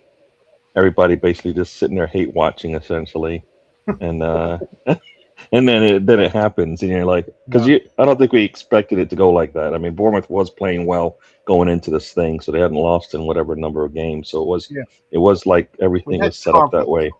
We had confidence that Bournemouth would give them the game. Yeah. Yeah. So, and you know what? I think they've had chances where Burnley could have surprised them. We thought Chelsea might give them a game, they didn't. Right? So City has shown that they will give you opportunities if you're that type of team that can actually take advantage, and they actually and they did. Bournemouth definitely did take advantage of it, and City wasn't able to respond. So yeah, happy for that. But I think we had to do our work too, right? If we don't get the wins, the last couple of wins, right? We went in that pretty bad April, or as we like to call it, the month Arteta pretty much just struggles with, right? And it didn't matter, right? We still were able to respond to that. Haven't lost since. We've got a bit of a run here. We need to win 2 more. That's all. Just 2 more games. Yep. That's right. 2 more games we can win, and we can win 2 more games, right? We have a squad that can do it. It's getting healthier. Arteta's taking a little bit more chances than he was before, right? He's putting in game plans that we haven't seen before. Maybe he's figuring out, I'm going to have to take a risk. I can't just be safe and win. I'm going to have to take a risk, and maybe there's a chance that I might lose. But you know what? There's also a chance that you might win. You know what I mean? And so, and that's what he's going to have to do. And, now that he's got across this line, basically, yes, you don't want to say it, but he's definitely playing with house money. Nobody expects Arsenal to go out there and to Budapest and beat PSG, but we got a squad that can, right? We just think about it. Last year, without a lot of our players either being healthy or even available, I think we gave them the best two game stretch that they had against most of the teams they played, right? They struggled to score against us. I mean, we had a couple of mistakes on our part defensively, and that's how they got the first goal. But then, so I always was confident, one, our defense would show up, and 2, if we got healthy. One is Saka, right? Having Saka getting healthy at the right time, which it is. He is there now, right? Got Havertz, who's been in this situation before, and now is he's the game winning. He got the game winning assist from Saka, the game winning goal from Havertz. On a set piece. Come on, You know, you're gonna script it. How else are you gonna script it, right? It's the best Yeah. way to script it right there. I mean, you couldn't have Imagine. scripted any better. An own goal would have been better. You know, that would have blown people's heads off that hated the run we're on. But we'll take the set piece as well, Yeah. right? Because that's what we do. And it was a clean set piece. There's no controversy on it, right? Nobody's going. There was pushing. Nope, no pushing.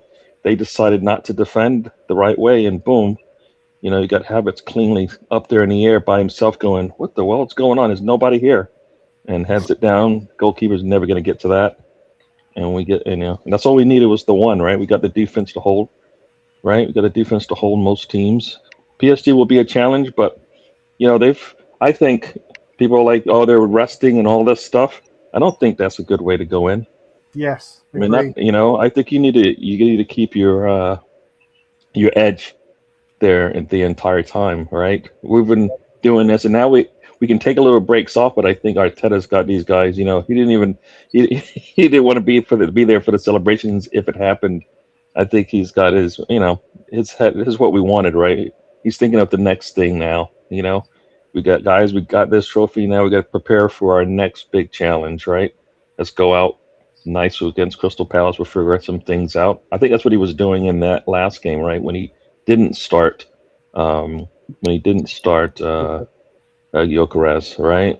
He was doing something. He was trying something out, rotating the squad, trusting the squad, right? We've been asking him to trust this squad, and he did that in a game. We were like, probably not now, but he did it anyways, and the team got across the line, right? So, so I kind of feel like, you know what? If that's the maturity of a manager over 6-7 year period. This is where we are now. So hopefully it gets better, right? So we'll see. So I don't want to, I don't want to fear the worst in the Champions League, but I think right now the team's playing, they're going to be ready to go. So it should be a good game no matter what happens. So looking forward to that. Happy we got the we got the bogey off our back. Yep. Right. Yeah. No, we can talk about the big games and all the players, and they can't be put in these discussions anymore because they haven't won a league. Well, that's done. Rice can be talked about. Gabriel, Saliba, Saka, Raya can all be talked about as, guess what, league-winning trophy, players that have led their team to the promised land, essentially. So now they can get in those discussions, right? They get what, 2 more wins, or just the win on the last day of their season? Then they're there. They're at the table, right? Arsenal's at the table. So there's a lot, there's a lot going on here. So yeah, it's weird how it's come about so quickly. It didn't seem like we were going to get here, but we're here, right? We've been doing this for 8 seasons, Gary. Yeah, we've been podcasting for 8 seasons. Every season I put down what I think we're going to do in the 4 big trophy opportunities that we have, and this is the first one where we can compete on all 4 of them, and we did. Yes, we did. I think we had a little blip there in April, and that kind of knocked us out of the FA Cup, but in general, we competed on all 4 fronts, right? And 2 finals and a trophy, right? And maybe and maybe 2 trophies. That's where we are right now. Yeah. So yeah. Yeah, I think. I love the excitement in your voice. I can hear it, Gary. Rohan, we did it as well. Stan is there. We've all podcasted together throughout the years, and here we are at the top of Mount Everest, winning the big one, and we can savor. Let's just savor this for a moment. And we had to go back down. We had to go back down, and then have to go back up again. Yeah, isn't it like that? There's a point just below Mount Everest that's a base camp, right? So we got to go back down to base camp and climb Everest once again, one more time on the Saturday. Not necessarily Sunday. I'd love to win on Sunday, but we know that Saturday is the big one. Gary, I just love to hear the excitement in your voice. It's just like. Yes. Would you? I feel like you would have wanted us to have won it on the penultimate game when it mattered, or you wanted us to win it on the field on Yeah, Sunday. you want to walk. You want to walk off like that, right? Like the same way, like the way they were. If think about it, if both teams, if they were gonna do it this way, they should have had both teams play on the same day Yeah, at the least. If they, because I think they pushed it out, because the city had the game on Tuesday. They pushed our yeah. game out. They didn't need to, but they did it anyways. If they had it on the Unfortunately, same, if they had it on the Tuesday, I know there's yeah, the logistics behind it, but that yeah, would have hurt us. It would hurt us more than it would hurt City in the sense that yeah. we just sit around waiting to play a game. Should have played on Saturday, but I understand why the TV people moved it to Monday. It made sense to them, right? There's not 2 days between the City match and maybe the Arsenal match meaning something. So I get the TV thing for it, but if it was on the same day and you walked off and guess what, City's down 2-1, and there's less than a minute to go, and you're just sitting there going, "We're waiting here," and then you walk off like that. It would have been as if it wasn't crazy enough. That would have been even crazy as well, right? So, Yeah. I mean, all the people that showed up on Tuesday night, right, to watch the match and then go out there and celebrate. At the Emirates. Yeah. So, Amazing. like you said, Gary. Saturday be even crazier. Yeah, Stan. Gary, did you say? Sorry, I was just getting my dinner. Did you say where you were and what you were doing when you found out the news? Because it was an unusual way of finding out. It's not like you're watching the game, yeah, final whistle, right? True. Yeah, no, I was I was finishing up my day because I was about to go on a trip. So I had a big. I'm actually in San Diego right now, so I was working, cleaning up my work, getting ready to get to log off. The game was on, so I was watching the City match, and I'm like, 1-0. Okay, that's what we need. Now City has to score 2. 10 minutes left in the match. I'm like, all right, this is looking good. Yeah. It's looking good. Can we see this thing out? And they scored that goal, and I was like, oh. I mean, I felt okay. Still too much. There's not enough time on the clock, maybe to get that second goal. But you're just sitting there, just like, can tick, tock, tick, tock. Wait for that clock to go down, right? Yeah. Just waiting for it to go down. Yes, the real TikTok. And then the other game that's playing, you've got Chelsea going up 2-0, and you're like, oh man, this is all on the same day, right? This goes down to the last game for that team to maybe get out of here for a bit, but then the City match finishes off. You just wait for that clock, and luckily for us, we can watch it on video. But because I have the stupid alerts on my phone, I know the game's over. Whatever, 30, 40 seconds before it happens. Seconds later. Yeah. It's like final score 1-1. You're like, oh, yeah. And it, like I said, it wasn't. I guess they did this on purpose because I could only imagine if we did win it, it'd be like mad mayhem, right? So they were probably knew, the football gods. I'm going to go with the football gods. Knew that, guess what? If we just make it on the Tuesday that they win it, it'll be a lot more tamer. Not that I think that's tamer than what could have happened if they had won it. The weekend. At the end of a game. So they probably knew that the world would just explode if Arsenal just walked off the pitch as winners, as opposed to, sitting at the sober realtors, at the practice facility watching it. So it worked out. Yeah, like I said, we did all the work. We've been, as everybody said, the most consistent team out there in football, pretty much. Had a little blip like most teams did, but defense has been solid. Defense has been solid. Yeah. Everybody talks about injuries, and we're like, we've lost everybody in our back line. Everybody in our back line has been out for at least a game, right? Is this your first championship win, Gary? As a supporter, yes. Not in my lifetime, because I was born. I was born when the double happened. Bernie me. But I wouldn't have known it then. He was born in 71, like me. Yeah. So I could have. So don't you feel like like the way that we won it? You've been waiting 22 years, right? Because this is my 6th one. But for you, like a supporter, that this is your first one, and it's not like usually you would expect to have been in front of a television and the final whistle would go. The players would be on the pitch. Do you know what I'm getting at? Yeah. You'd be in I was at a desk at work. No, did you know? Yeah. I can only imagine that for someone like yourself, your first one, 22 years. But I don't know. It feels like, and you know what I mean. You've not I'll seen the tell you. trophy lift yet. It's not been like Anticlimactic. that release of It's like- energy. It's like, oh, okay, Yeah. you won the league. But No. having This- said that, we do have a number that we're savoring it now. We have a number of days to still savor it, and we'll see it on Sunday. And we have the ability to be calm and ready for a Saturday game against PSG. It's like, yeah, it's like it's not happened yet. Do you know what I mean? It just feels so. It feels so Right. distant. It's like we've won the league, but I've not.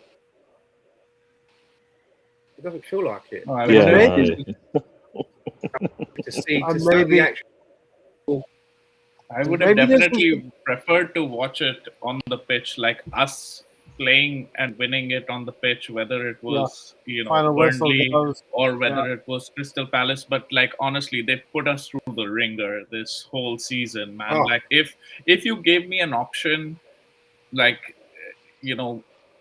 would you take it to the final day? I would just be like, no. I couldn't do this one more time, man. Like it was No, I just agree. this season's been a lot. Like I'm telling you, so like you were saying, Stan, this could be like my first title that I'm enjoying as the true supporter, right? That first season was my first season just watching. I have picked a team and I'm like, yeah, this is my team, and I Yeah. enjoy watching this, and we've won and it's great. But this one, like heart and soul had poured into it. The last 4 years had gone into it, right? Like there was so much build up to it, right? And I was like a teenager at that time, a young teenager that too, to now, when my opinions are just much more stronger, and there's things that I believe in much more now. And every time I made a point, like, or any Arsenal fan made a point, it was an easier clap back to everybody that, hey, where's your trophy? Like Arsenal fans just talk so much, like without winning anything. First win something and then speak. But now you can't say that, right? Not that it mattered, right? What was right was right. There are so many narratives of this season, and we don't need to get into it. I don't think that we are boring. Yeah, could we have done better, and could we have been more pragmatic? Could we have been more optimistic and played a more attacking style? Yeah, sure. Cavalier. But they called us boring in October, in November, when I did not think that we were boring. We were just not having basketball matches, right? That is the problem. Like these guys enjoy the 5-4 of PSG and Bayern, where there's no midfield, right? But we were, you remember in October, we were getting mad if there was a shot on target. That's how good we were. And it was not boring for me. I enjoyed that game. 2-0. The game's closed. You're on to the next one. It's amazing. And I have really watched, as much as the Premier League, watching Arsenal games, like I will never forget the West Ham game, right? And even if you watch Burnley after, right? You watch a replay of Burnley, you should be like, we were comfortable. They didn't have a shot on target through the game, right? We were never in danger. But when there's so much on the line, and 1-0 is such a delicate score in the Premier League that every time they cross the halfway mark, you feel like, oh shit, they could get a penalty, they could get a corner, there could be a deflection, whatnot, Worst right? case scenario. So Yeah. that's the anxiety that we were dealing with. But I was not just dealing with 90 minutes of anxiety on the Arsenal front. I've watched a lot of City games this time. Like I've watched them draw to Chelsea. I watched them draw to Brighton, right? And I'm sitting on my couch, and it was winter at that time. This was January first couple of weeks, right? And the lights were off because it was in the afternoon, like 3:00 when it started. The game started, and then it's going on. And I'm like, Brighton have got them on, whatever, 1-1. And City are getting chances, but they're not scoring. And it's getting darker outside, but I'm like, I'm not going to get off this couch now till this game ends, right? Like, I'm just being so superstitious. I'm not going to move. Underhooks. I'm not gonna tempt fate like so many of Yeah. those matches. Like when I'll tell you where this City game versus Bournemouth, I watched the whole game, right? And initially they scored one which was offside, and that time my TV was on mute, and I was just like, oh fuck off, like City scored, and then they didn't celebrate, and I was like, oh shit. And Bournemouth played really well, and when Haaland scored, I checked on my watch. My heart rate was at 154, right? Like I would have died, dude. Like honestly, like this has been like insanity level max. And while the Premier League has been this, the Champions League has been a palate cleanser. Yeah. You know, I Yeah. I did not feel. I went for Sporting away. We had a 1-0 lead. I did not feel like I suffered as much. Atletico going in, I heard your comments about Atletico and how you felt, but I was always like more confident about us playing Atletico going into the Champions League. Somehow I felt like, this game is what matters. The problem in the Premier League is that other teams matter who are not playing that very game. You know what I'm saying? Right? That's the issue. And it was just such a, and now we've got the chance. One off, be tight. I just hope that it's an easier decision to go with Zubimendi, to go with experience there, but like, just go for it, man. No regrets. You can't have regrets. Whatever is the right thing. I don't know. I think still that it should be. He's probably going to go with Trossard on the left, which is, Trossard's been clutch, but I don't think he should go Odegaard and Eze both. Too open. Right. Midfield. Yeah. No. Go with Lewis Kelly though. Miles, Don't go with Zubimendi. Zubimendi is like lacking confidence right There's now. no second leg. Exactly. Yeah. I was gonna say something. You're talking about West Ham, and I'm like, if you think about this season, I think pretty much every player has had a part to play in any of the points we've gotten this year. Right? There's been many times I think Ray has been the one who's got the most points, maintained for the team, but everybody else has done their part. Right? Saka with the 1 goal, and Newcastle. You've got Bauman with the two GA in Everton, right? Trossard has shown up. Havertz just showed up, right? I mean, the West Ham game, that there didn't seem to be 2 goals in that game, and luckily there wasn't. I mean, every game, across the 24 players that had played a part, maybe in where he didn't get a chance, but they've all had a part to play in any of those. In whatever the 82 points that we have right now, one of our players has had a significant part to play in all of that stuff, right? All of Martinelli. Not Martinelli goal against One City. goal. 1 goal. He scored 1 goal. That 1 goal, yeah. That yeah. Think about it, yeah. And then you've got Eze going crazy, right, against that team, the North London Derbies, right? Yeah, Eze scored the 1-0 in against Newcastle, Palace, and he scored Palace. and Palace 1-0 both I times. think Mikel is more. Yeah. He's more getting into the idea of playing with more freedom and creativity, because that the last few games he's trying to get as many of our technical players, if available, into the team. He's moved away from with Azubali and Rice. He's got Rice deeper again. And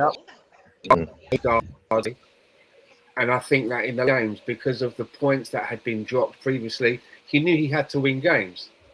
And so that's the kind of idea that he's gone with, right? He knows that this next game was a one-off game. He needs to win that game. I don't see him going back to a double pivot. I'd be surprised. I think he's going to go to try to win that game. He knows he's got the defense and the goalkeeper to be a good wall. We're confident in that. So let's go and have a game. Yeah. Absolutely. I think, see, the thing was that I think he went into Burnley thinking that we need to score multiple goals to get our goal difference up. That's what he thought going in. That's why we had both. He put Miles out. He put Eze and Odegaard in, and so Mhm. basically we had five attackers on the pitch, right? Yeah, Yeah. yeah, Yeah. So, but that's not how it panned out because the yeah. team just wasn't like. I mean, the nerves were just too much for the team, and We many we times. we, we yeah we made the moment too much because if you remember, if I was listening to the commentary, they kept saying it. Why are they keep trying to get the ball to Martin Erdegaard? Right? They kept trying to get him the ball, and not that the passes just weren't there because they weren't letting the game come to them. They had like a then we get the ball to Erdegaard and then he'll do it. It's like you have Eze as well, right? And he just Yeah. let the game come to you. The defense is going to show you where to go with the ball, right? But we kept trying to force it. We're not good when we force it, right? When we try to force it, it doesn't seem to work. At least in my eyes, even when we're dominant, right? We had all the the possession in the game, but we're forcing it still. Take what they give us, right? That's what I say a lot of times. Just take what they give you. You've got Eze on the pitch, and I was fearful that Eze's going to have to come off at some point because Erdegaard's not coming off, right? Mhm. And Eze is the moments player for us, which So I think Arteta maybe hurt Yeah. those two playing together because Rice kept trying to get the ball to Erdegaard, and it's like, no, just you don't have to I force it to him, and that's what we did. I think that killed any kind of momentum we had in the game because we kept trying to force things that just weren't there, I and that's think, why yeah, a couple of things. First, I'll go to, every player has had a big contribution, and Odegaard's had a bad 18 months, 24 months, I would say. Since his ankle injury, he's been off. Yeah. But the two games that he's played well in this season, Newcastle comeback away when he was substituted on, and West Ham, where he for 5 minutes he turned into Messi. Like, what was that run that he made, and then the ball that he played to Trossard, right? Yeah. So but that that was was simple, right? That was all simple though. He didn't do anything like a little back heel craziness no. there. It I was a think simple movement with the ball without the he ball. I disagree a little bit. I think that first of all he played that 1-2, that bounce pass that Rice made was good, but then the penalty box was so crowded, and he kept taking small touches, and right before, and he could have passed it like a second before, but he waited for Sochek to move, Drop and back. he kind of had his hand on the defender. If you see, like, he pushed the defender while he made the pass to Trossard. Like, if you watch it closely, the touches that he was taking, there was no chance for somebody to tackle him. Like, it wasn't just like, he showed his class there, right? Like, these are two moments That that is won us. natural technical ability. Natural technical ability. That's what he has. Like, You saw it right there. only he could do that, and it was, I Yeah, was agreed. seeing all of this. Also, the brain that he has. One more thing I'll tell you about the Etihad. I had told Ray the last time I was here.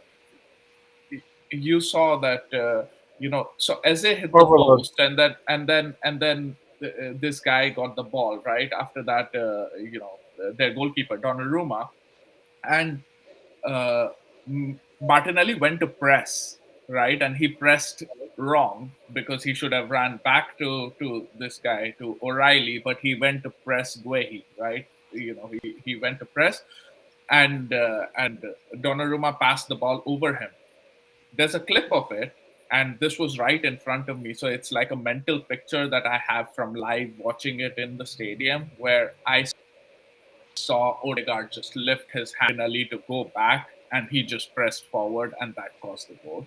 Right? Like, Yeah. Martin Odegaard I, is I wanted important. Rice to take the yellow. I wanted Rice to take the yellow when he's chasing back. Just take the yellow, kill that momentum right then and there. Yeah. He I didn't do it, and they kept moving forward. I just wanted him to I just kill it. I think that for the final, he has to pick Eze over Odegaard. And Odegaard, if we are winning, Odegaard is the guy who who uses the tempo, right? Like he controls. He's the 50,000 touch player. He, for some reason, is the most deep lying player. He won't even be the guy who's gonna like. He rarely operates as a number 10 now. Have you seen him play a through ball from a number 10 position in the last like 2 years? I haven't seen it. So he's got a he. I think Odegaard's got to go on the bench, but he's going to play an important role if we are under pressure to take the pressure off. He's the guy who can control the tempo in the team. Nobody else. Yeah, that goal against West Ham where they work that opening on the right side with Odegaard. He's moving the ball in a fashion and waiting for defenders to naturally drop onto the goalkeeper and give Trossard that space to allow that pass to Trossard. You'll see the defenders drop back into the 6-yard box because they're fearful of what Odegaard's going to do. Yeah. And Odegaard finds Trossard waiting.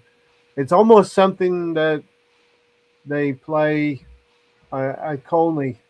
Training brings you these game situations where Odegaard is able to manipulate the defenders to move in a certain position and free Trossard to take that shot. Yeah. Huge. The only reason why I said that sequence there didn't look as complex is because he didn't have to make these. Like I said, he didn't have to make these like high risk passes to get there. It didn't seem like it to me because of the movement was really good. The movement put him in a position where he could dictate what was going to happen next. Whereas before, if you remember, he would make these back passes or he make these line splitting passes, and they weren't on time, and it just went out of bounds. It went out of bounds for a goal kick and stuff like that. The timing was off. Yeah, like the Southampton game, Gary. We go out of the FA Cup because it's not Odegaard's fault that we lose possession 100 yards away from our own goal, 100%. But the move does start with Odegaard trying to backheel or misplace the ball to a Southampton player, and then they go up the other end of the field and score. That's the worst of Odegaard, and then the best of Odegaard is the West Ham game. And it's crazy to think that if we had beaten Southampton, we go to a semi-final, we go to a final of the FA Cup. That is every conceivable fixture that we could have fulfilled this season. Every game possible that we could have fulfilled. I mean, we would have played City in the final, in the semi-final then. Yeah. Let's say we beat City, we go to the final. We would have played. We didn't beat City in all 3 games that we played, so I'm not complaining. To be honest, it's okay. No, I am not either. That game, the Carabao Cup game, really it shocked me. I went to the pub to watch it here, and I just when the full whistle blew, my friends were going out, for drinks after that as well, and I just said that I have to go home, right? I was just I was shell shocked, man. Arsenal have lost games, but I haven't seen Arsenal get outplayed in a game this whole season. That was the only game I saw that we got outplayed. We didn't have an answer. It was men versus boys in that game. We got slapped around. With the 4-man press on our 4 defenders. That was the time, that was the day to make the goalkeeper sub. But then that was the day to take it. No, that was the day when a player has a yellow and he won't defend for you anymore. You pull him. Hincapie was not going to defend anymore because he was fearful of getting that second yellow. And if you pull him earlier, they don't have as much control. But they didn't. He held on until the first goal, and it was a little too late by then. But at that point, once he got that, like I said, he got that first yellow. If you notice, he just would not engage anymore because he was fearful, and we can't play like that with our defenders. Not against City, not the way that the game was going. Right, Doku was having too much fun out there, and we needed to slow that down and stop it somehow. And he wasn't going to do it because he couldn't. Right, so. Absolutely. I kind of felt like that's on the defensive side. He had to make that halftime sub to bring on Calafiori. But then on the, once we got to the first half, was initially first 20 minutes we played well, and then it was neutral, and then last 10 minutes, they were 10-15 minutes, they got into the game, right? And I was just waiting, okay, halftime. But the first 15 minutes of the second half, they just gained complete control. We just couldn't, like, it was just Gabriel Yeah, nothing. Saliba and back, right? Like, that's what it was happening.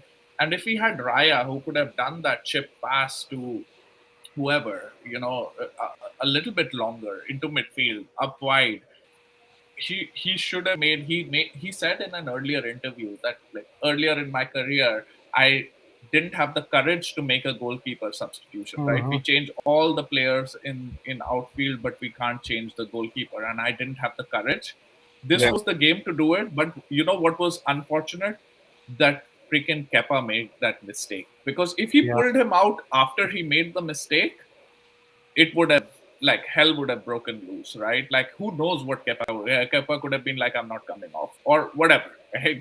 I mean, I don't think he would have done No, that. he never Like, did. he's not He never would that do sort of that. a nut job, but anymore. But I think it would have killed his confidence, right? Like, and you never know, you could have needed him the next game, right? Like, goalkeepers he's our number 2, so he had to then persist with him. He couldn't hook him off, right? But I think that if he had Raya, it could have been different. But hands up, like, City were the better team that game. But over 38 games, we've proven, 37 games now, 38 games, we've proven that we are the best team. And it should have been like, we should have won by like 10 points or something. But I'll take a win as a win. Yeah. I always felt we that- had Can I just say, I always felt that in that leading up to that cup final, I always felt that Pep really sucked Mikel Arteta in and laid him into a trap, because it was like a few days before he was interviewed, and he was very vocal about saying, he was asked, "Are you going to stick with James Trafford in the yeah?" And I think Mikel Arteta was watching that and thinking, "Yeah, well, so am I. I'm going to play my second goalkeeper as well in the competition." And that's where he went wrong, because he's the one with no trophies in 5 years, as opposed to City, like, they're just not far removed from 4 in a row and a treble, right? It's like, dude, this is your first opportunity to win a big trophy, win a trophy. You know what? You have the best goalkeeper in England. Use him, right? Yeah. Right? Yeah. Use him in the biggest game to get you that trophy against not only you win that game. Who knows where City might fall off even sooner, and we may be still sitting here talking about, like, we've been preparing for this Champions League games. final for like 3 weeks now, because we already won the league. Yeah. Yeah, we No. could be resting all sorts of players now. Yeah. I don't know if I agree with that, right? Like, at the end of it, these are humans, right? Like, we are treating it like it's FIFA, right? Like, you just take out this. No. You can't say Right? that. No. Look at our defense. Look at the Arsenal defense, and you tell me in that City match on a different day with Raya in goal, and not getting that silly yellow, how Right. things could have played out, right? Yeah. Is No, that yellow I'm not talking changed? about that. I'm talking about No, but the team selection, right? About putting Raya into the final. This guy Kepa, he played all through the tournament, right? Like, So he what? played every single cup game. No, correct. So it's easy for you to say that, or for me to say that sitting here, right? When you have to be in that dressing room, when you have to manage people, right? And you have to go and of course you could be a Jose Mourinho and you could be like, yeah, I don't care. Like, winning is what matters. Now you have a medal, take your medal, go away, whatever. But I think that there was a previous interview in which even Jurgen Klopp had said that at the end of it, these are people. You can't crush them like this, right? They are professionals. They have played until now, and so that's fine. Like, when the thing wasn't working, I'm the one to say that he should have made the goalkeeper sub. But and it's not like what if, I'll tell you this, what if Havertz would have scored the first, like, Havertz had a good chance in the beginning of the game. The game could have been very different if Havertz scored, right? Like, it's not completely on Kepa and him not being able to, and he could have made that change later, Rohan, right? Rohan, what irritated me, Rohan, was that Mika. Can I come back? 1 second there, Stan. One thing that irritated me, Rohan, was that Mikel Arteta took the feelings of one player over the feelings of millions of Arsenal fans. And as Gary said, we didn't have the credit in the bank to where we have all of these trophies yet. And Mikel Arteta played with fire with that selection of bringing a goalkeeper just so that he could feel part of the squad and negate the feelings of millions of Arsenal fans throughout the world. That's what all I've got to say about that. I'd like to say that if I've got keepers in front of me and I've got Kepa and I've got David Raya, which one out of these two do I want to make happy? Do I want to make Kepa happy because he's playing in this competition, but he's probably going to be leaving next year anyway because he was probably going to want to be a first keeper somewhere anyway. We've got a good deal on him. Or do I want to go with David, who's still going to be here, who hasn't played in a cup final before? I want to start challenging for stuff and I want to get a taste of it. I'm going to put David. I'm sorry, I don't understand. Like, it's not like we've won loads of stuff with David Raya and there's like a trophy cab full of stuff is at Man City. We haven't done anything. You sort of like play that kind of arrogant Pep Guardiola. Pep Guardiola's earned the right second or third goalkeeper in the cup final. The trophy cabinet's bursting up there.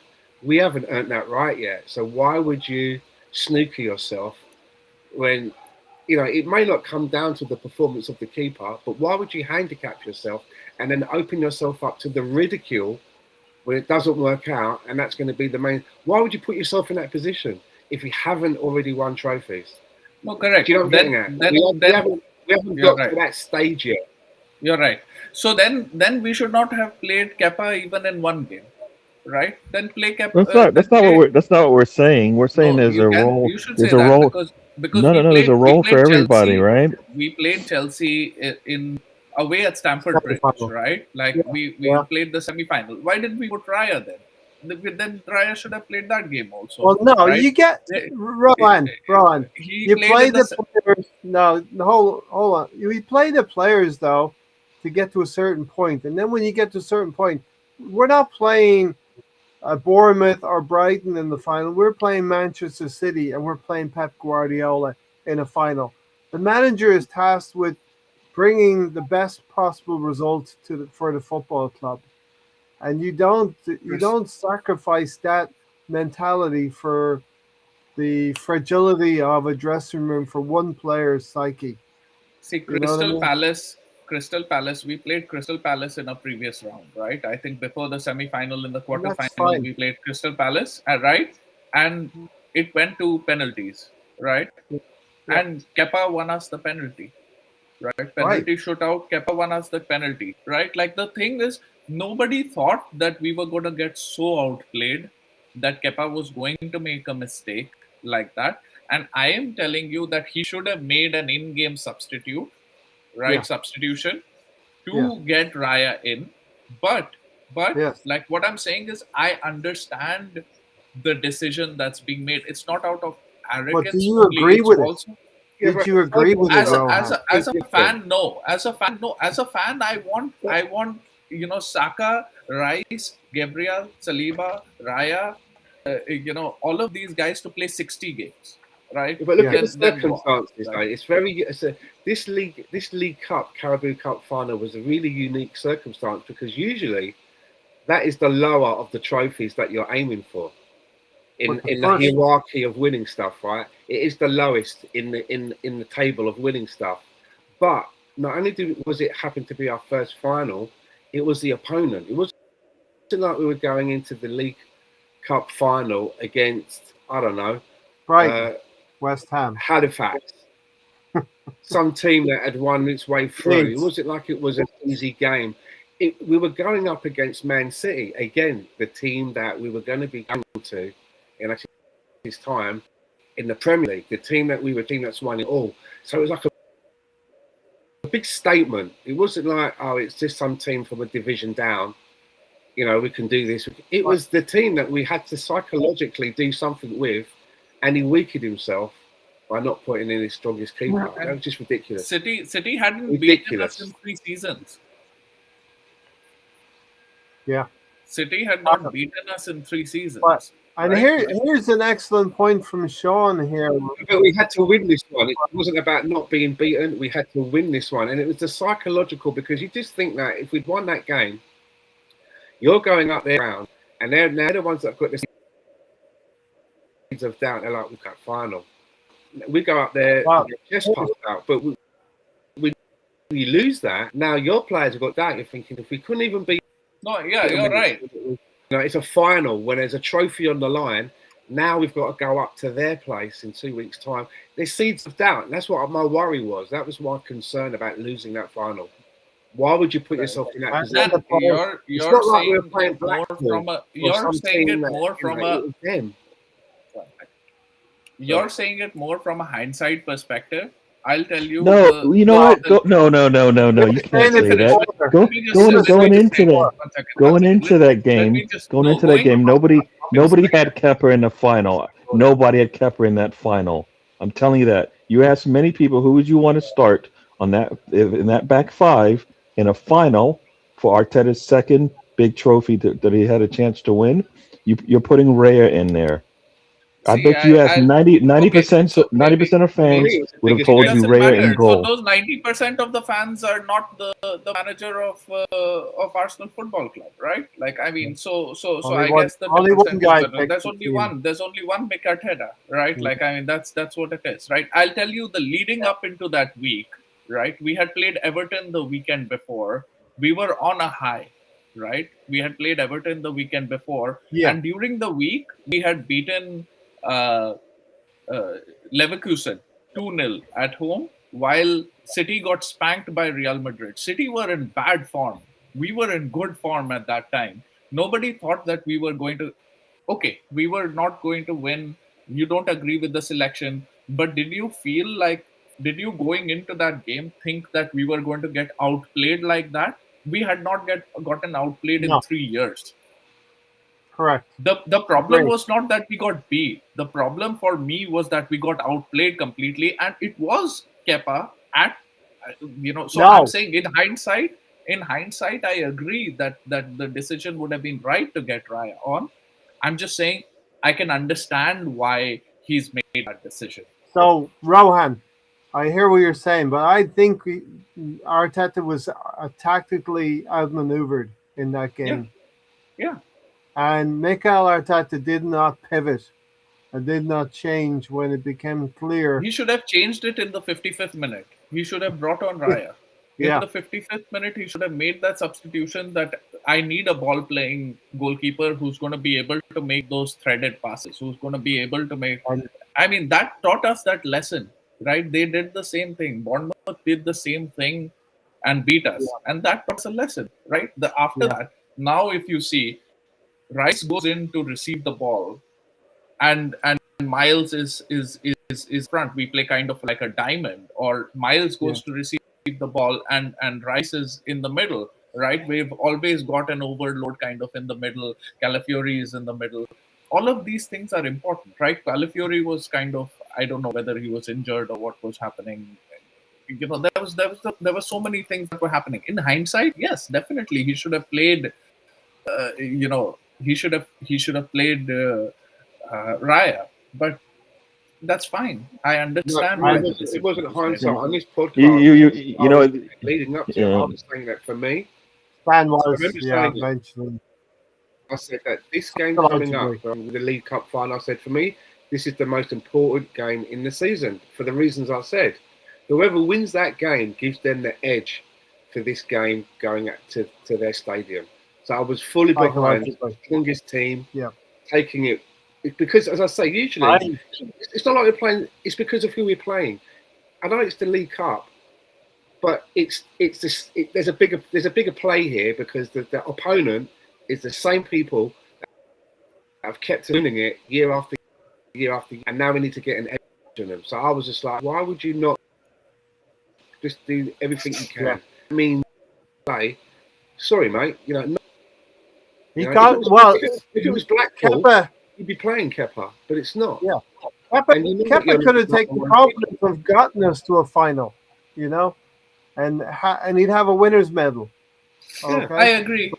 I agree with that. I agree. In hindsight, definitely I agree. I think as a fan, if you ask me who I would have wanted Raya in goal. But Yeah. you know what? I also think about this thing of in the earlier years, in the late 2000s or early 2010s, I used to see Mourinho always field, or whenever he came back to Chelsea, Mourinho always field the strongest lineup in every game, right? Like including your League Cups. That's why he won so many of these, smaller trophies as well, quote Yeah. unquote, right? Yeah.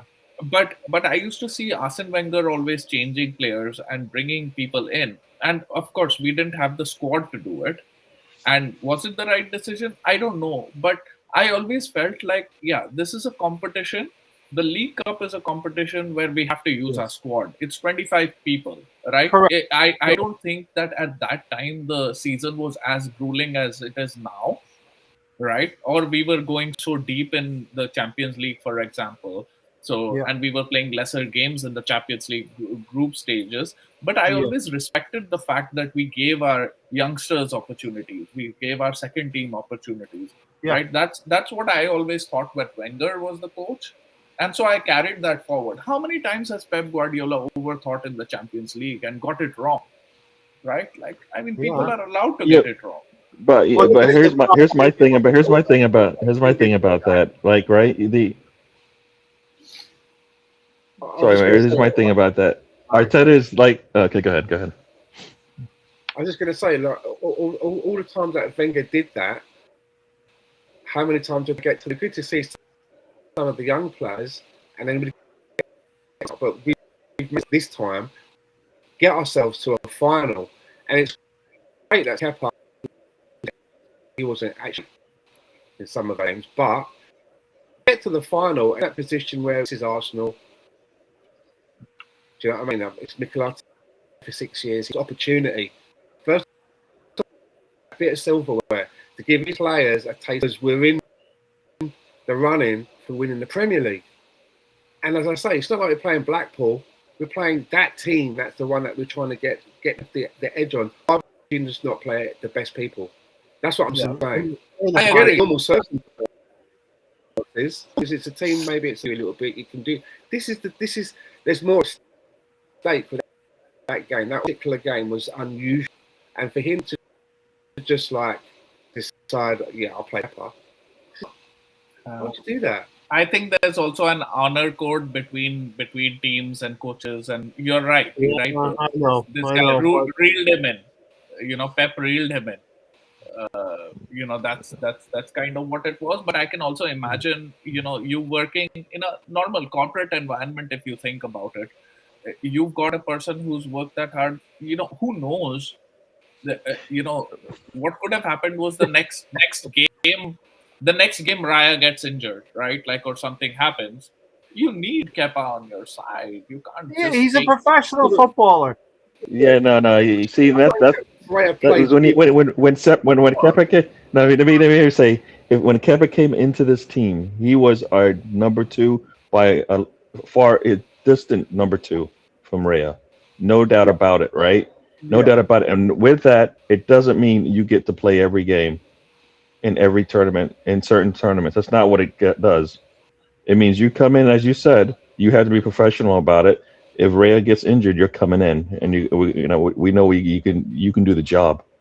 But it doesn't mean you guarantee. I mean, I think if he's a seasoned manager, he doesn't tell his number two, you get to play every game in the FA Cup, in the EFL, whatever it is.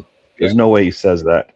There's no way he says that. If he's really looking out for all 24 players on that squad, right? you put your, at some point you're going to have to lean on your guys to go ahead and just get the job done, because that game I always say, try, don't take that mistake and put it into the next game.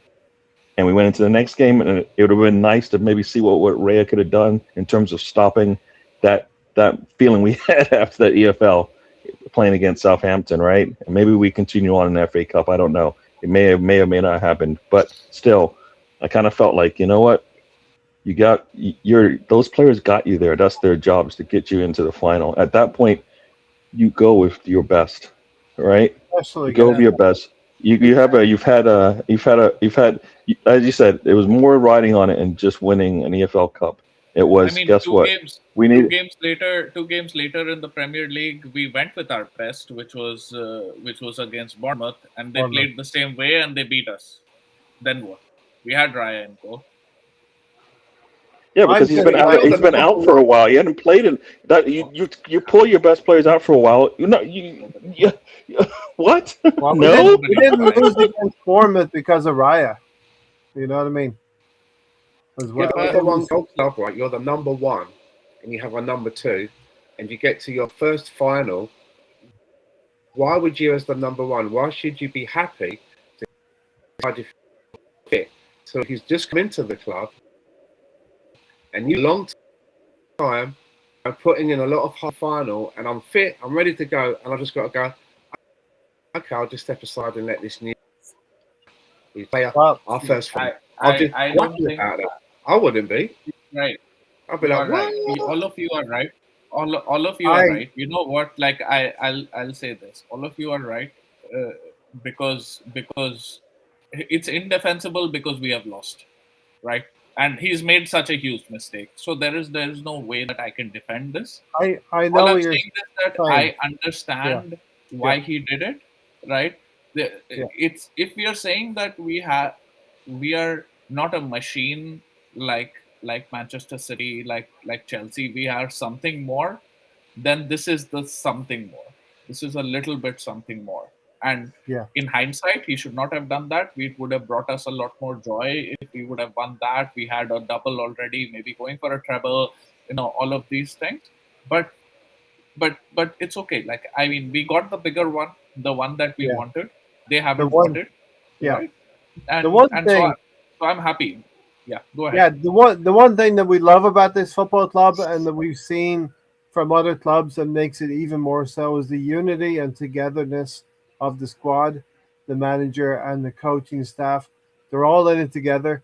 The unfortunate thing is that led to the appointment of Kepa in a cup final when you need to consider the opposition slightly. It's Pep Guardiola.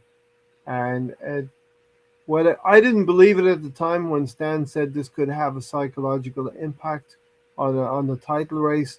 It did knock us off stride because Bournemouth saw what Pep Guardiola did to us in the cup final and applied that in the league game. And we put in a performance at the Etihad that you were at, Rohan, and the players have since said in the last 48 hours that they took solace from the performance at the Etihad that allowed us to steady the ship and win 4 games whilst Man City faltered in 2 of the games, getting draws. As you said, everybody who looked at that game, you saw a difference, right? You saw that difference in that City match at the Etihad, right? Yes. Right, that ball from as it goes the right way for us. Yes.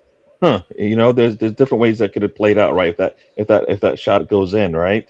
I mean, we scored from Kepa, defensively up front, which is what we've been missing. We've been missing that pressure up front.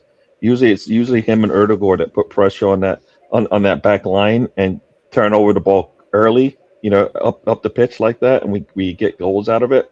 Kepa did that, right? He put pressure on the goalkeeper, who was able to get a goal out of it. And Havertz. Havertz. Sorry, what did I say? Kepa. Sorry.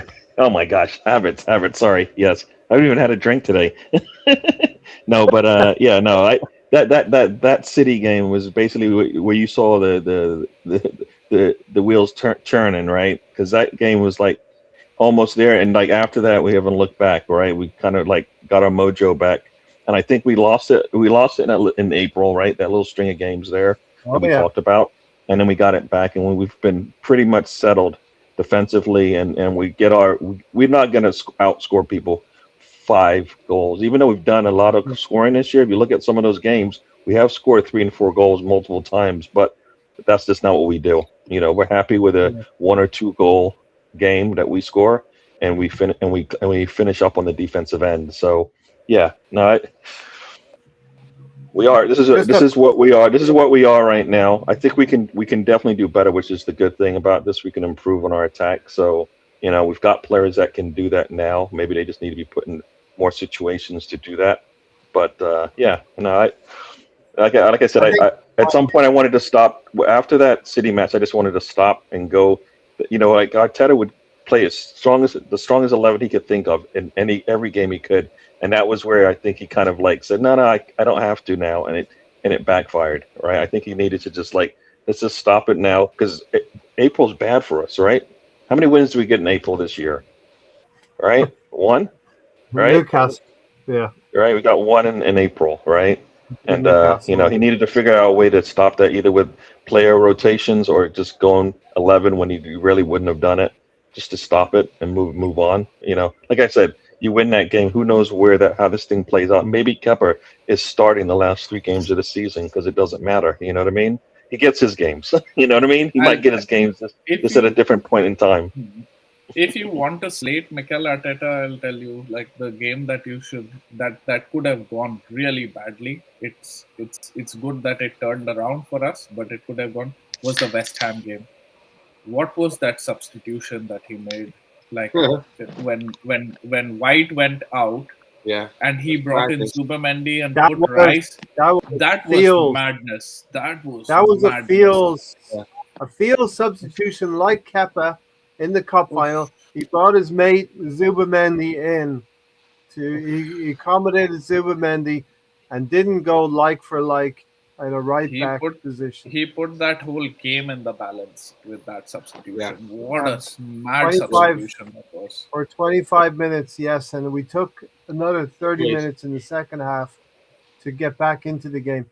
That's that Pep mentality where he overthought things. Just do the easy change. He usually does like for like changes in every situation where we're like, guess what? It would be nicer to have an extra attack on the pitch this time, right? Yeah. Nope, like for like, and then you're like, all right, so now this is an easy one, like for like, and we move on, right? Settle the game down, and then maybe later on you do it like moving Rice out of the midfield, pushing him back. All you did was punish two lines of the football for us, right? You weakened our midfield, and you put a player out of position, right? We've seen this with Partey, right? You take Partey out of the midfield, you put him on the back line. You basically just hurt two lines of our football, and then we got punished by it a lot last year. You would think this time I'm not gonna take my best midfielder and put him on the back line, but he did it, right? He did fix it quickly,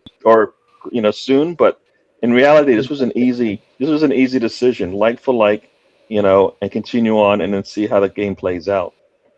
Let's take the positive of that, Gareth, though, is that he saw it, and he fixed it.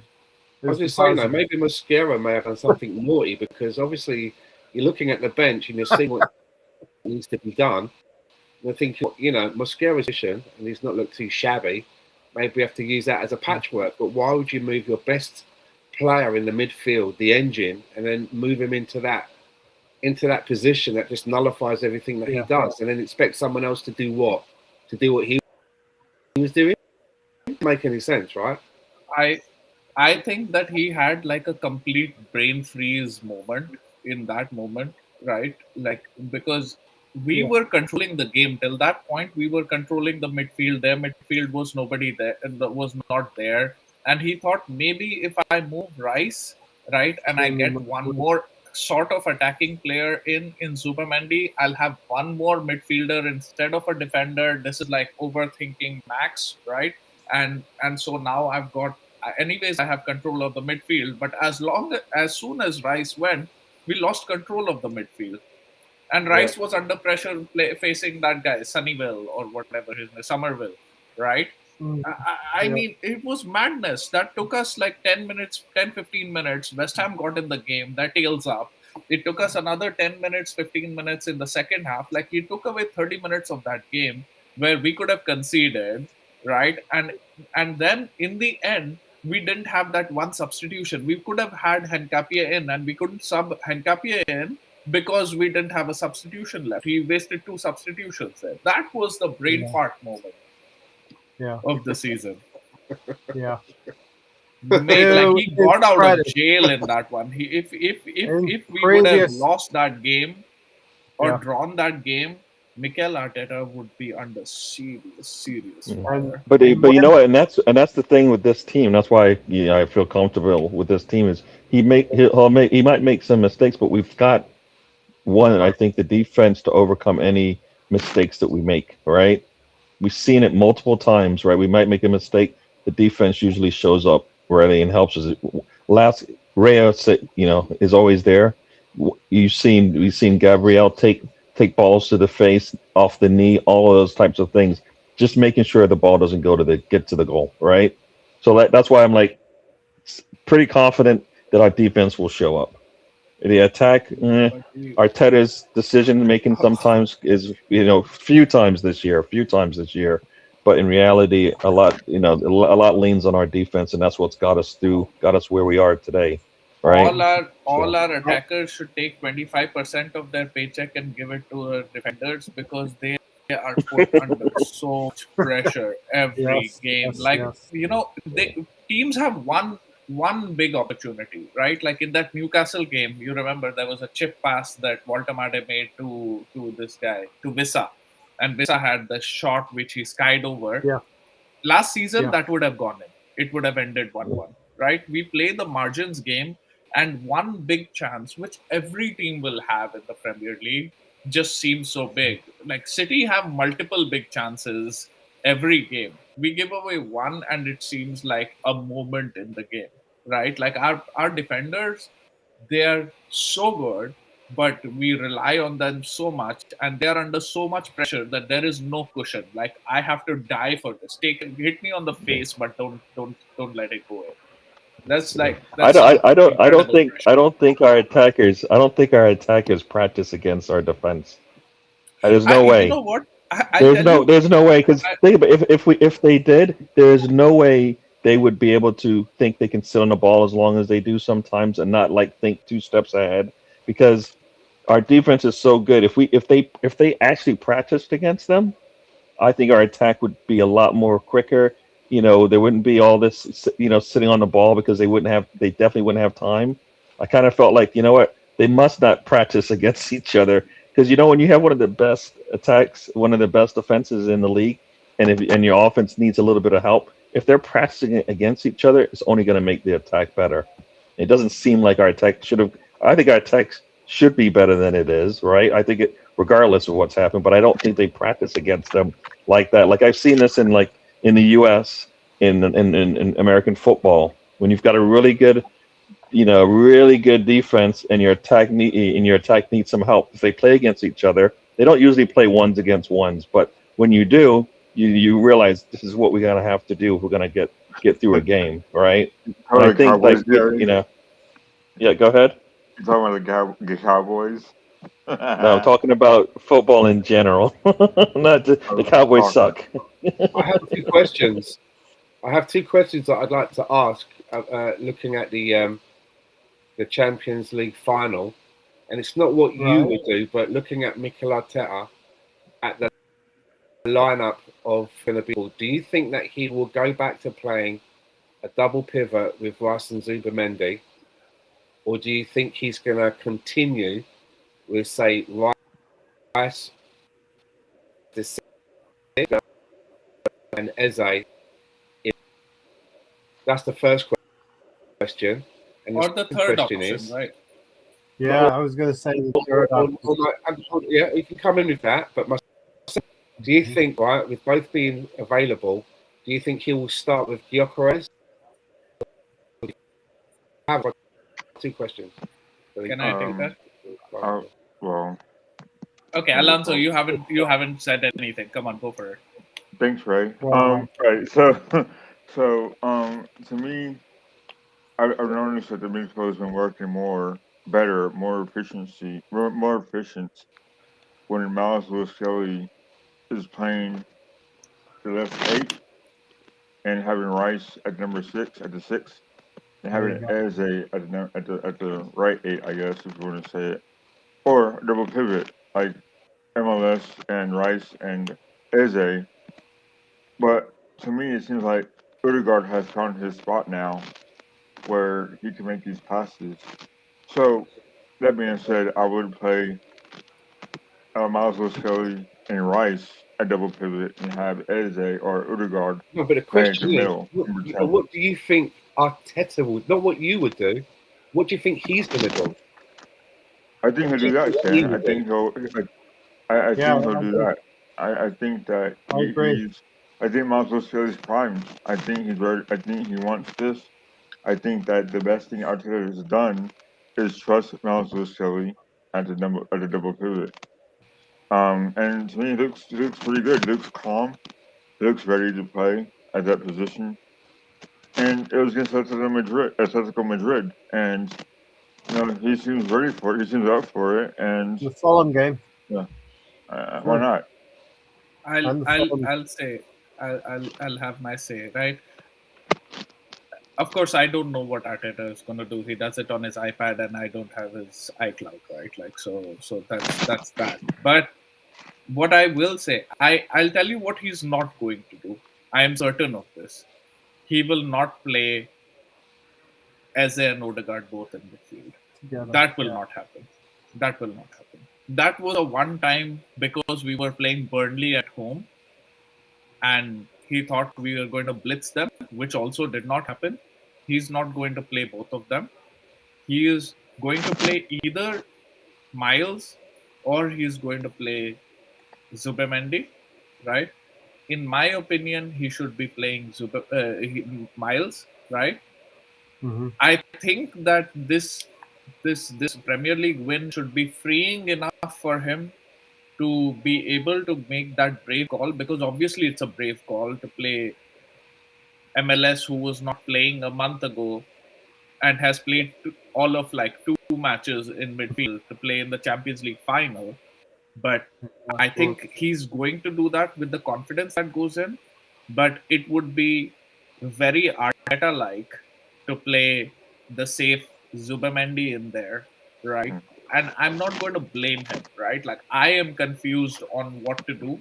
If I were him, I would play Miles, but I'm not going to be surprised if it's Zubimendi. That's that. Right. But also, I know that he's going to play Gyökeres. He will play Gyökeres in this game. This will be a game in which they will have the ball, and we need that out ball. And I think that he's going to play. I think a couple of months ago, like a month ago, he would have played Havertz. When it was the most clutch game of our season, which was against City, he chose to play Havertz up front, and he showed that Havertz is a guy. But since then, the way the team has played with Gyökeres, not just Gyökeres playing himself, but us playing in the channels, how he has played. Yeah. I think that that's the type of game that he's going to try to play with Gyökeres. Okay. Gary? Yep. Yeah. All right. So I guess I'll start from the front. Either Havertz or Gyökeres. I mean, I think he's given Gyökeres too much rest. He's going to need to play. So I see Gyökeres starting that one because of he's kept him out of the lineup a little bit. I think he needs to get back in there and go with that guy. Go with him. I think. Yeah, that's where I think he's going to go with that one. I think Gyökeres will get the start in the final. I know why you would want to go with Havertz, and maybe Havertz can come in and save the day for us if need be. But I think he's going to go with Gyökeres. Gyökeres also has been able to show up for us of late. I mean, his hold-up play has been so much better now from the beginning of the season, and we'll need that again. But also, I believe him in front of goal is better for us right now. I think we'll need, because I would like to say we can maybe get a lead early in the game. It might come through him. As far as the midfield, I think Arteta is just going to go back to what he usually does. So he's going to have Zubimendi and Rice there. I think Zubimendi's had some time away, and I think if you remember at the beginning of the season, Zubimendi looked really good, right? He looked really good, and I think Arteta basically just drained all the life out of him. We saw him drain all the life out of Rice, right? You saw Rice huffing and puffing out there. I think he did the same thing to Zubimendi, and I think Zubimendi not having to play of late, it should make it a tough decision to go with either Miles or Zubimendi, in the midfield. But I think he'll go with Zubimendi. That's who he brought in, right? That's who he started to start the season. And I think he'll go back to that because I think now he's got more trust in his squad, right? He didn't have this trust before, where he could just say, you know what, Skelly, you haven't really played in the midfield, but I know that's where you can play, and that's where we wanted you to play this season. It just never worked out. Here you go. Here's your chance, and Skelly showed that. He showed confidence in the play. The player returned it in favor. Zubimendi, I think, will get his position back. You're on the bench.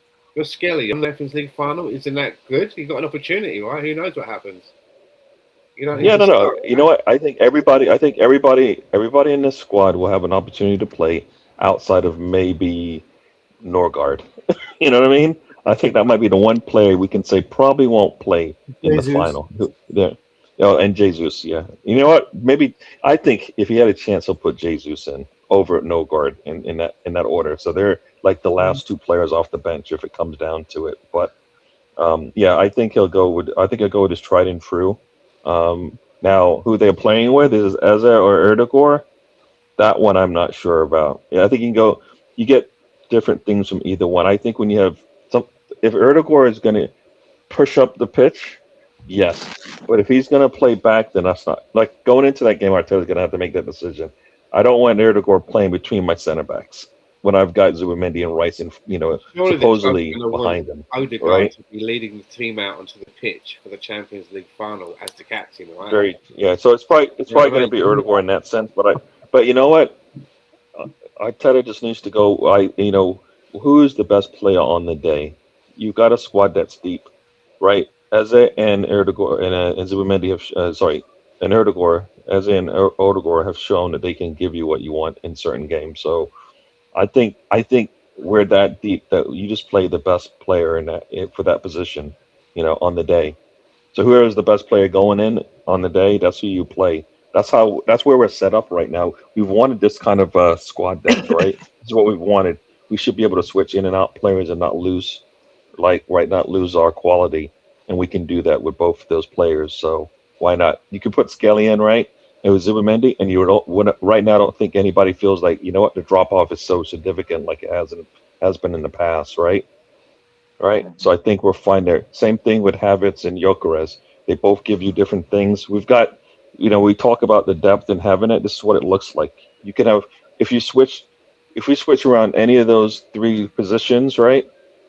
I don't think we're thinking, oh man, this is not good. The drop off is too significant for us to get something out of this game. I don't think we feel like that anymore. I think we feel confident in whatever players he brings on, right? Right. If Hincapie and Calafiori are healthy and stuff like that, then he goes a certain way, we feel good about that as well, right? Yeah. So if Timbers, I think that, yeah, go ahead. Sorry. I just thought of something else, and why it makes me feel like he's going to play MLS in there, because like I posted there, against West Ham, he subbed Zubimendi, who came on as a sub, right? But he kept MLS because MLS can also play as left back, right? Miles can play as left back. And if the game is tight, if we're, God forbid, we are not winning that game or we're losing that game, is make a defensive substitution to remove whoever is the left back. Calafiori is my left back of choice. Like, he could remove him, put Miles in, and get Marino in, right? If Marino started practicing, right? Like, him in, or another attacker in. That makes me feel like he can get that in because of the versatility, and that he likes versatility. So I think that might be a reason for him to choose Miles over Zubimendi again. there might come a time like 85th minute or something, if we are one goal down, that he might need to throw Havertz. Gyökeres already in there, and Marino. Yeah, the balance is going to be so important against PSG. That the level of Mikel Arteta favors a level of dominance in possession, and those players who can hold the ball. It doesn't have to be the striker per se, but he does value Havertz's ability to hold the ball up. So it's an interesting balance between Havertz's ability able to hold the ball up and Gyökeres being able to work the channels and work the defenders. Gary, you convinced me a little bit. I was going to go Miles Skelly, but in what you were saying, Gary, you convinced me. Zubimendi has had the rest, and this is not a Premier League contest. It is a Champions League and European contest, and Zubimendi will be much more comfortable in that setting. The pace, it's PSG. The pace will be fast, but it won't be Premier League fast, if you know what I mean. So, being Stan asked, who do you think Mikel is going to pick? And I would believe I talked myself into a Zubimendi and Rice double pivot. And Alonso's correct. Odegaard will get the call as the captain and come out. Agreed. And I think that we shelled out money for our star striker this season. He has to start. Gyökeres has to start. I So don't agree on that's that. the way I see it. I think he'll pick Havertz to start. I know, but Havertz can be a sub who will come in the second half when legs tire. I think that'll And be the that other may way be around. valuable. I think that would be the other way around. Well, think yeah, Havertz will start. I think they've been splitting time, but I think you have to go with the striker that you bought to win the big trophies. And we will see both on the field, Stan.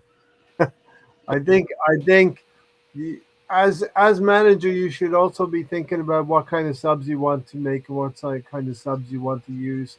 And Havertz and Gyökeres I will just think with be. Mikel Arteta, he played. bought Gyökeres, right? But Kai's his man. Kai, Yeah, and, That's your man, Stan. if Kai is And look, ready to go, wouldn't it be mad? Wouldn't he's it be ready to mad go. if The manager Kai asks. Havertz can be clutch? We saw that goal against Sporting away from home.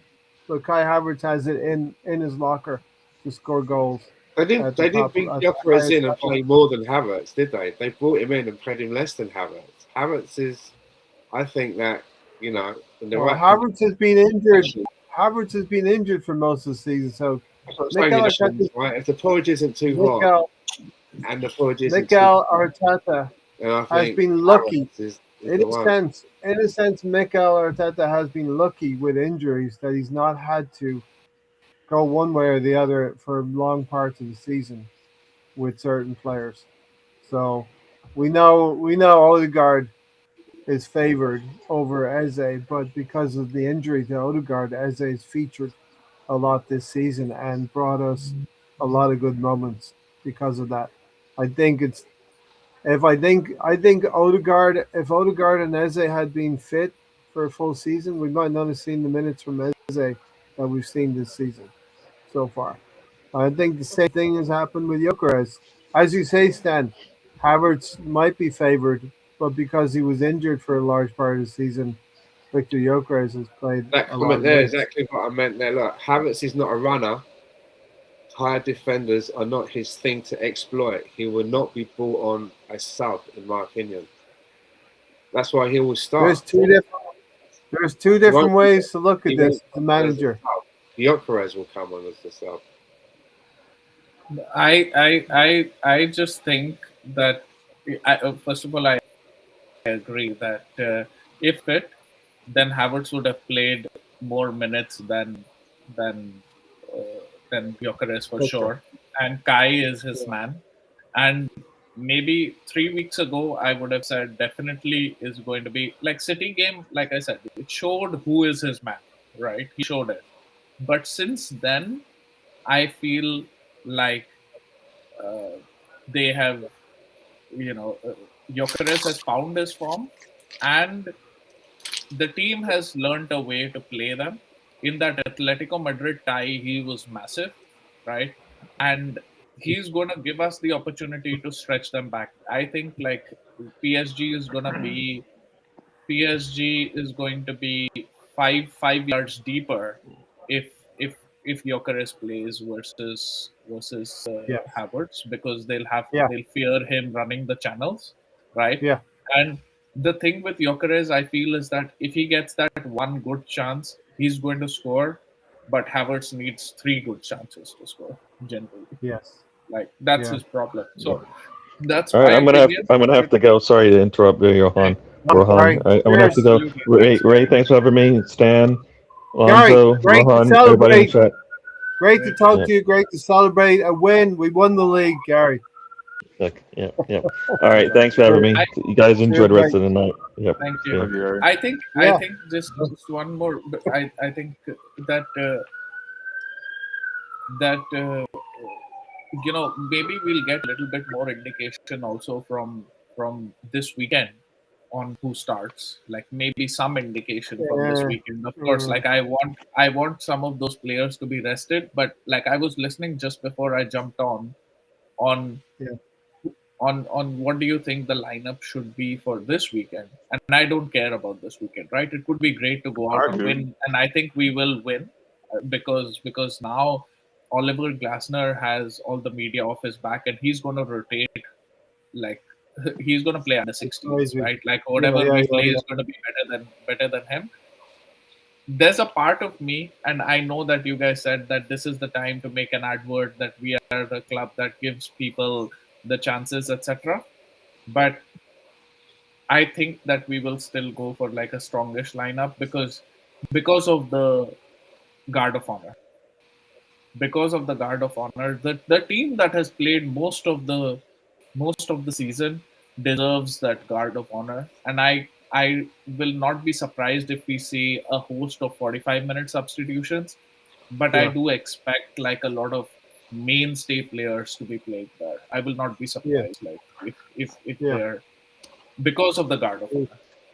Yeah, we Well, were having some fun. We were picking every player that hasn't even had Dinosaurus. a minute. Yeah. Alonso, go. yeah, I mean, like, I know it's not a big game, but I've never seen Arsenal do the guard of honor, so it's a big deal to me, Rohan, and I'm sure anyone else that's not seen them on the team too. So it's a big deal to me. Though I think it'd be nice to say Newgard get game in at least. He hasn't played much this year, and so I wouldn't mind seeing maybe some other players as well play the last game of the season, because I don't think we're going to see those players again in an Arsenal uniform, like a Jesus, Maybe a Trossard. Jose Martinelli, Maybe even No, not um, Trossard. Martinelli, Martinelli. Noni, maybe Nogard in this game, hopefully. People like that, they're going to. Zubi has not got much minutes. Rice could be rested in this game, should be rested in this game. Backline should handicap. I don't know. Timber is not going to be ready, so we play whoever. But I think Yeah. that they're still going to go for a strongest lineup because of they. It might be like a preseason game where they play 45, 55 minutes and then they get substituted off. Right. They I kind of also, I also think Simons will get a game in as well. I think that it'd be fun for him to get the experience of playing in a game like this where it doesn't really matter. And I think Diamond as well will get some minutes too. Yeah. What do you think, Stan? Like, will he go for a good lineup, or do you think he's going to make a host of substitutions in this game, like starting lineup? Well, sensibly, as I said earlier, I'd like it to be like it's a rubber stamp game. You know, if you want to use it as an opportunity to have something like maybe 4 players that are on the outskirts who maybe train with the first team, start to have 2 on the bench, that would be nice. But then, like you say, you know, if there's going to be the whole ritual of a guard of honour, you want to kind of make sure that those players that have put in all of the hard work are a main part of that. So it all depends on what they think is important to them, because at the end of the day, you know, yes, it's nice to have a nice ritualistic guard of honour, but how many times have you been in that situation with honour? You've got one more game and it's a Champions League final. Mm-hmm. You know, Not if very many. you said to me like which game do you want to be a part of, I'd be like, listen, you know what I mean? There'll be other guard of honours.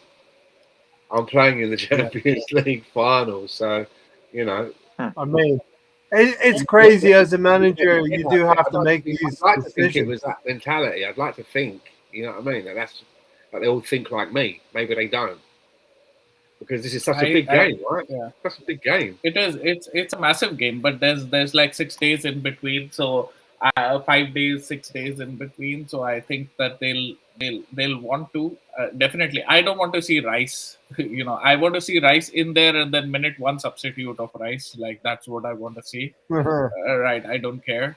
Rest everybody, like Big Gabby, Saliba. These guys need a rest. Saka should not be like playing more than. These guys really need like a halftime substitution. The rest can still play, and it's fine. You know, and like you said, Stan, like whatever happens, there'll be a million people giving them a guard of honor on 31st, right? That's happening for sure now. Like, can you believe that? There's a parade that's happening, and if I go there, I'm gonna send you guys videos of that, man. Like, it's gonna Holy be Turner. it's gonna be something, right? Yeah. The parade. Yes, something for sure. You see, like when you see, when you know the right, Tony. I just want to say, you know, you see the videos of people like crying after and getting really. I was quite emotional when I realised we were in the final. Happy about winning, I really am.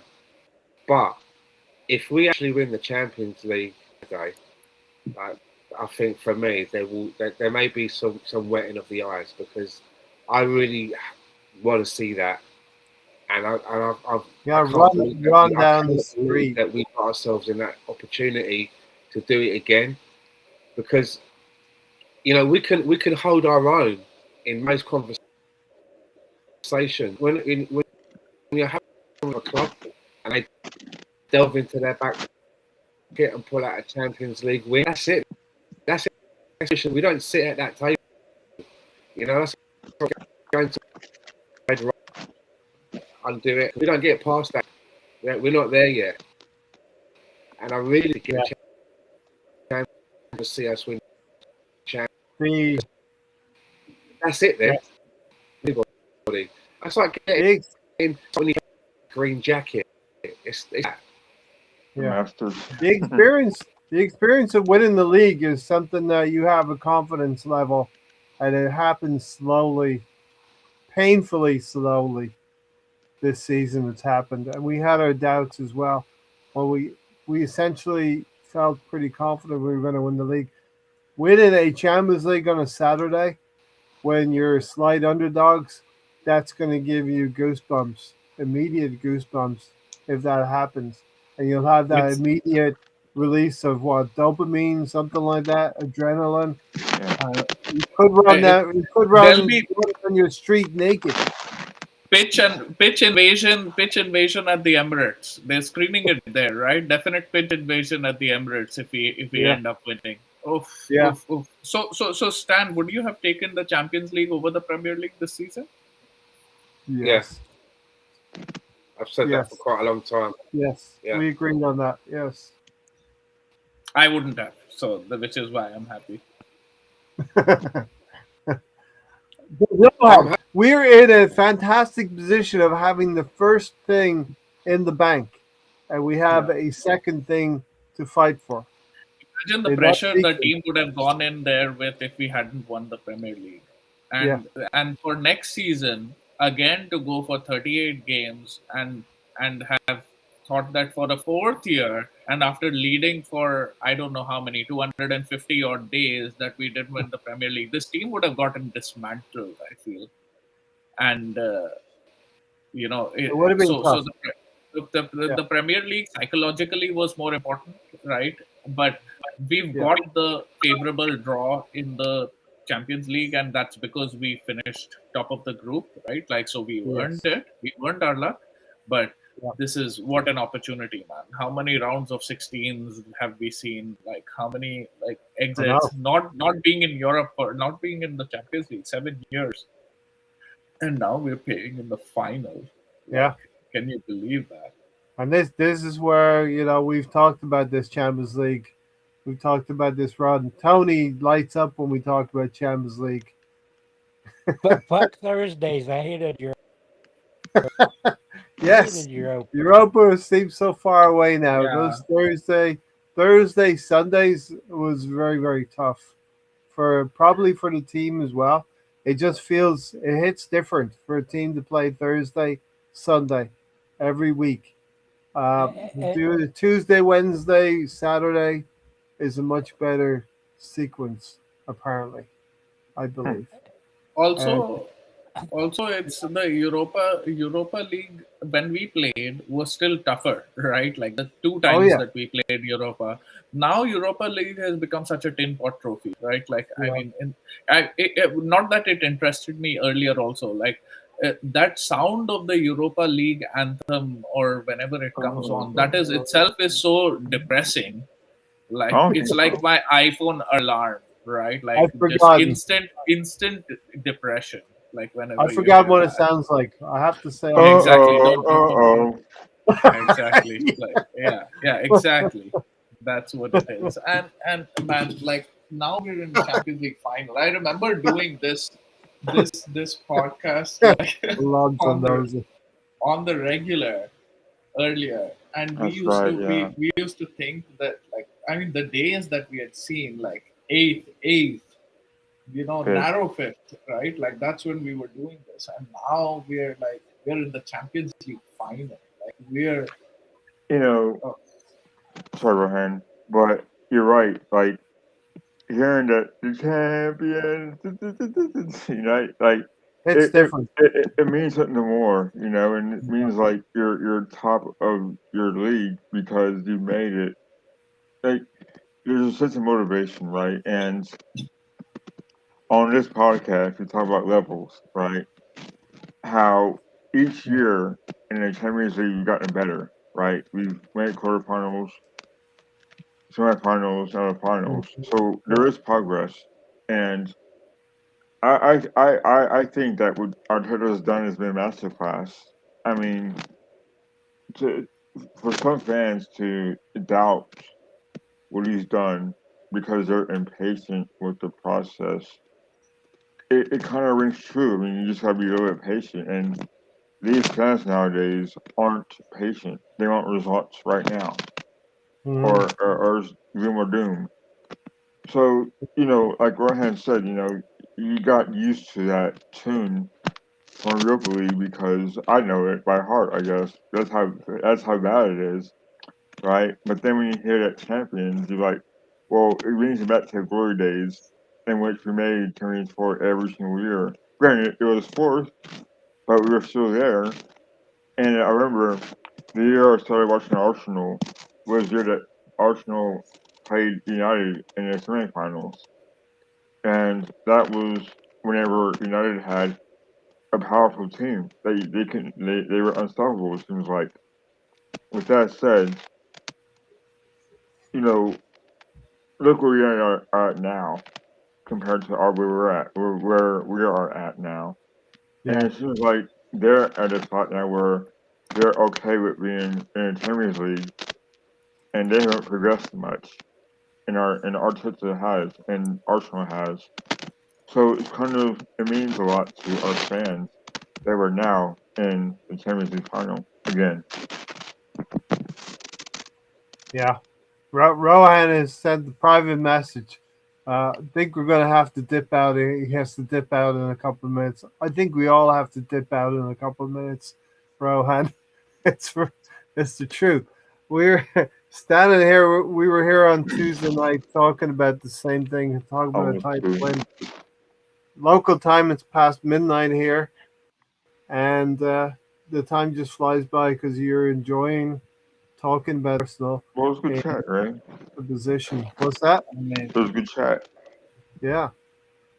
Absolutely. Yeah. That's like loved it. Loved this whole journey, and we've seen this together. And on Sunday we see them lifting the actual trophy, right? Well- like we haven't had that image. This is all like made up behind me. They haven't done it yet. Like now on Sunday we see it happening. They do Yeah. it.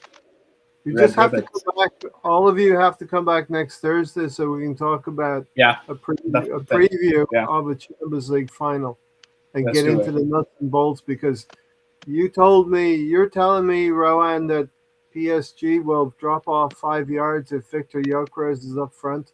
I would do that for our midfield to thrive, Exactly. Get out of here, Rowan. I mean that in the nicest possible way. You got to go. Thank you so much, guys. Thank you so much. Sure. It's We'll a all pleasure finish. with all of you. We'll all finish Congratulations, up here in everyone. a couple minutes. Cheers, Rowan. Cheers. And Stan was going to leave 2 hours ago too. Also, Yes. we said we were Wow. going to do 90 minutes just as it was winding down. Rowan joins, then Gary joins, and Tony makes an appearance. And Alonso's here as well. Tony, that's Yes. Tony's happy face right now. It's sure. It's sure. Yeah. Come on, I- say I- something or close that mouth. Or Oh, wow. they're catching flies there. Like, I'm happy, but I still think you we never could have satisfied. But been better than this year. yeah, I listen, do. we talked about it, didn't we? There was an EFL Cup that we could have won. Check timing. I kind of knew that the FA Cup would be a banana skin. I said Southampton could be a difficult game. It proved to be, but here we are. We have the league locked up now. We're gonna celebrate trophy lift, guard of honor, whatever is gonna happen on Sunday. So savor it, enjoy it. But the only thing that pisses me off, Ray, is it doesn't happen at Selhurst Park. Selhurst Park screwed me over again. Wow. No, that's a great thing. It's a great thing that it's happening in Selhurst Park. It's in London.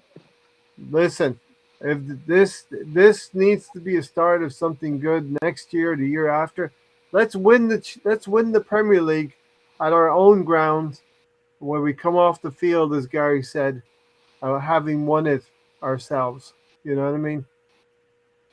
I didn't catch it Tuesday. Didn't really catch what you got. I still think most of the praise has to go to Berta because Yeah. he gave Arteta every tool he needed. Exactly. Whether or not he used the tools correctly is a different story. But Matisse, tools for there.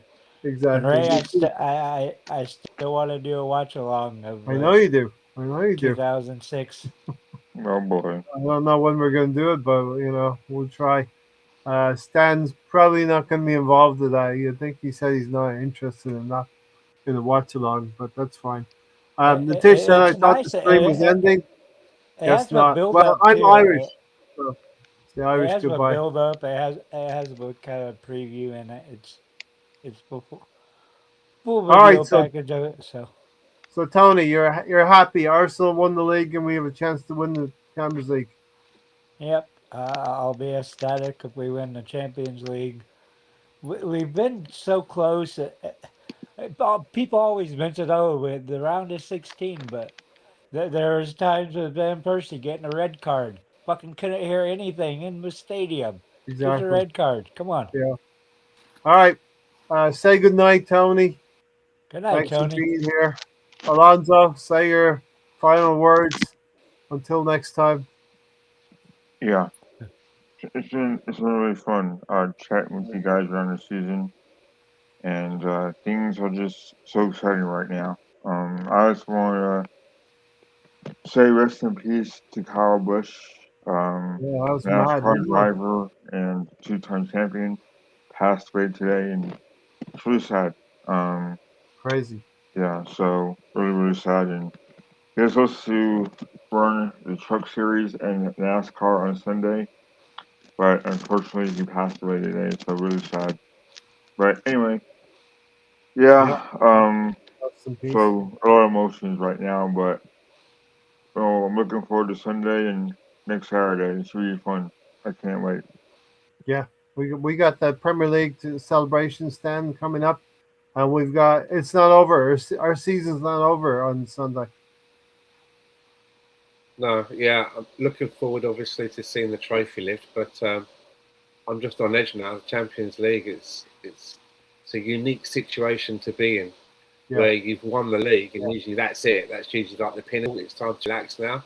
The biggest game to come yet, so I'm looking forward to that. That's mad. what I can't wait for. Rival fans are going to see us lift the Premier League trophy, and they're going to be clutching their pearls, hoping they don't get to see us lift the Champions League. Listen, I know we did it again, Stan. We stayed long overdue. Take care, everyone. Good night. Thanks for watching. See you Hit later. the like on the way out. Cheers, everybody. See you, pal. 3 hours plus. Okay. See you later, 3 pal. and a half hours.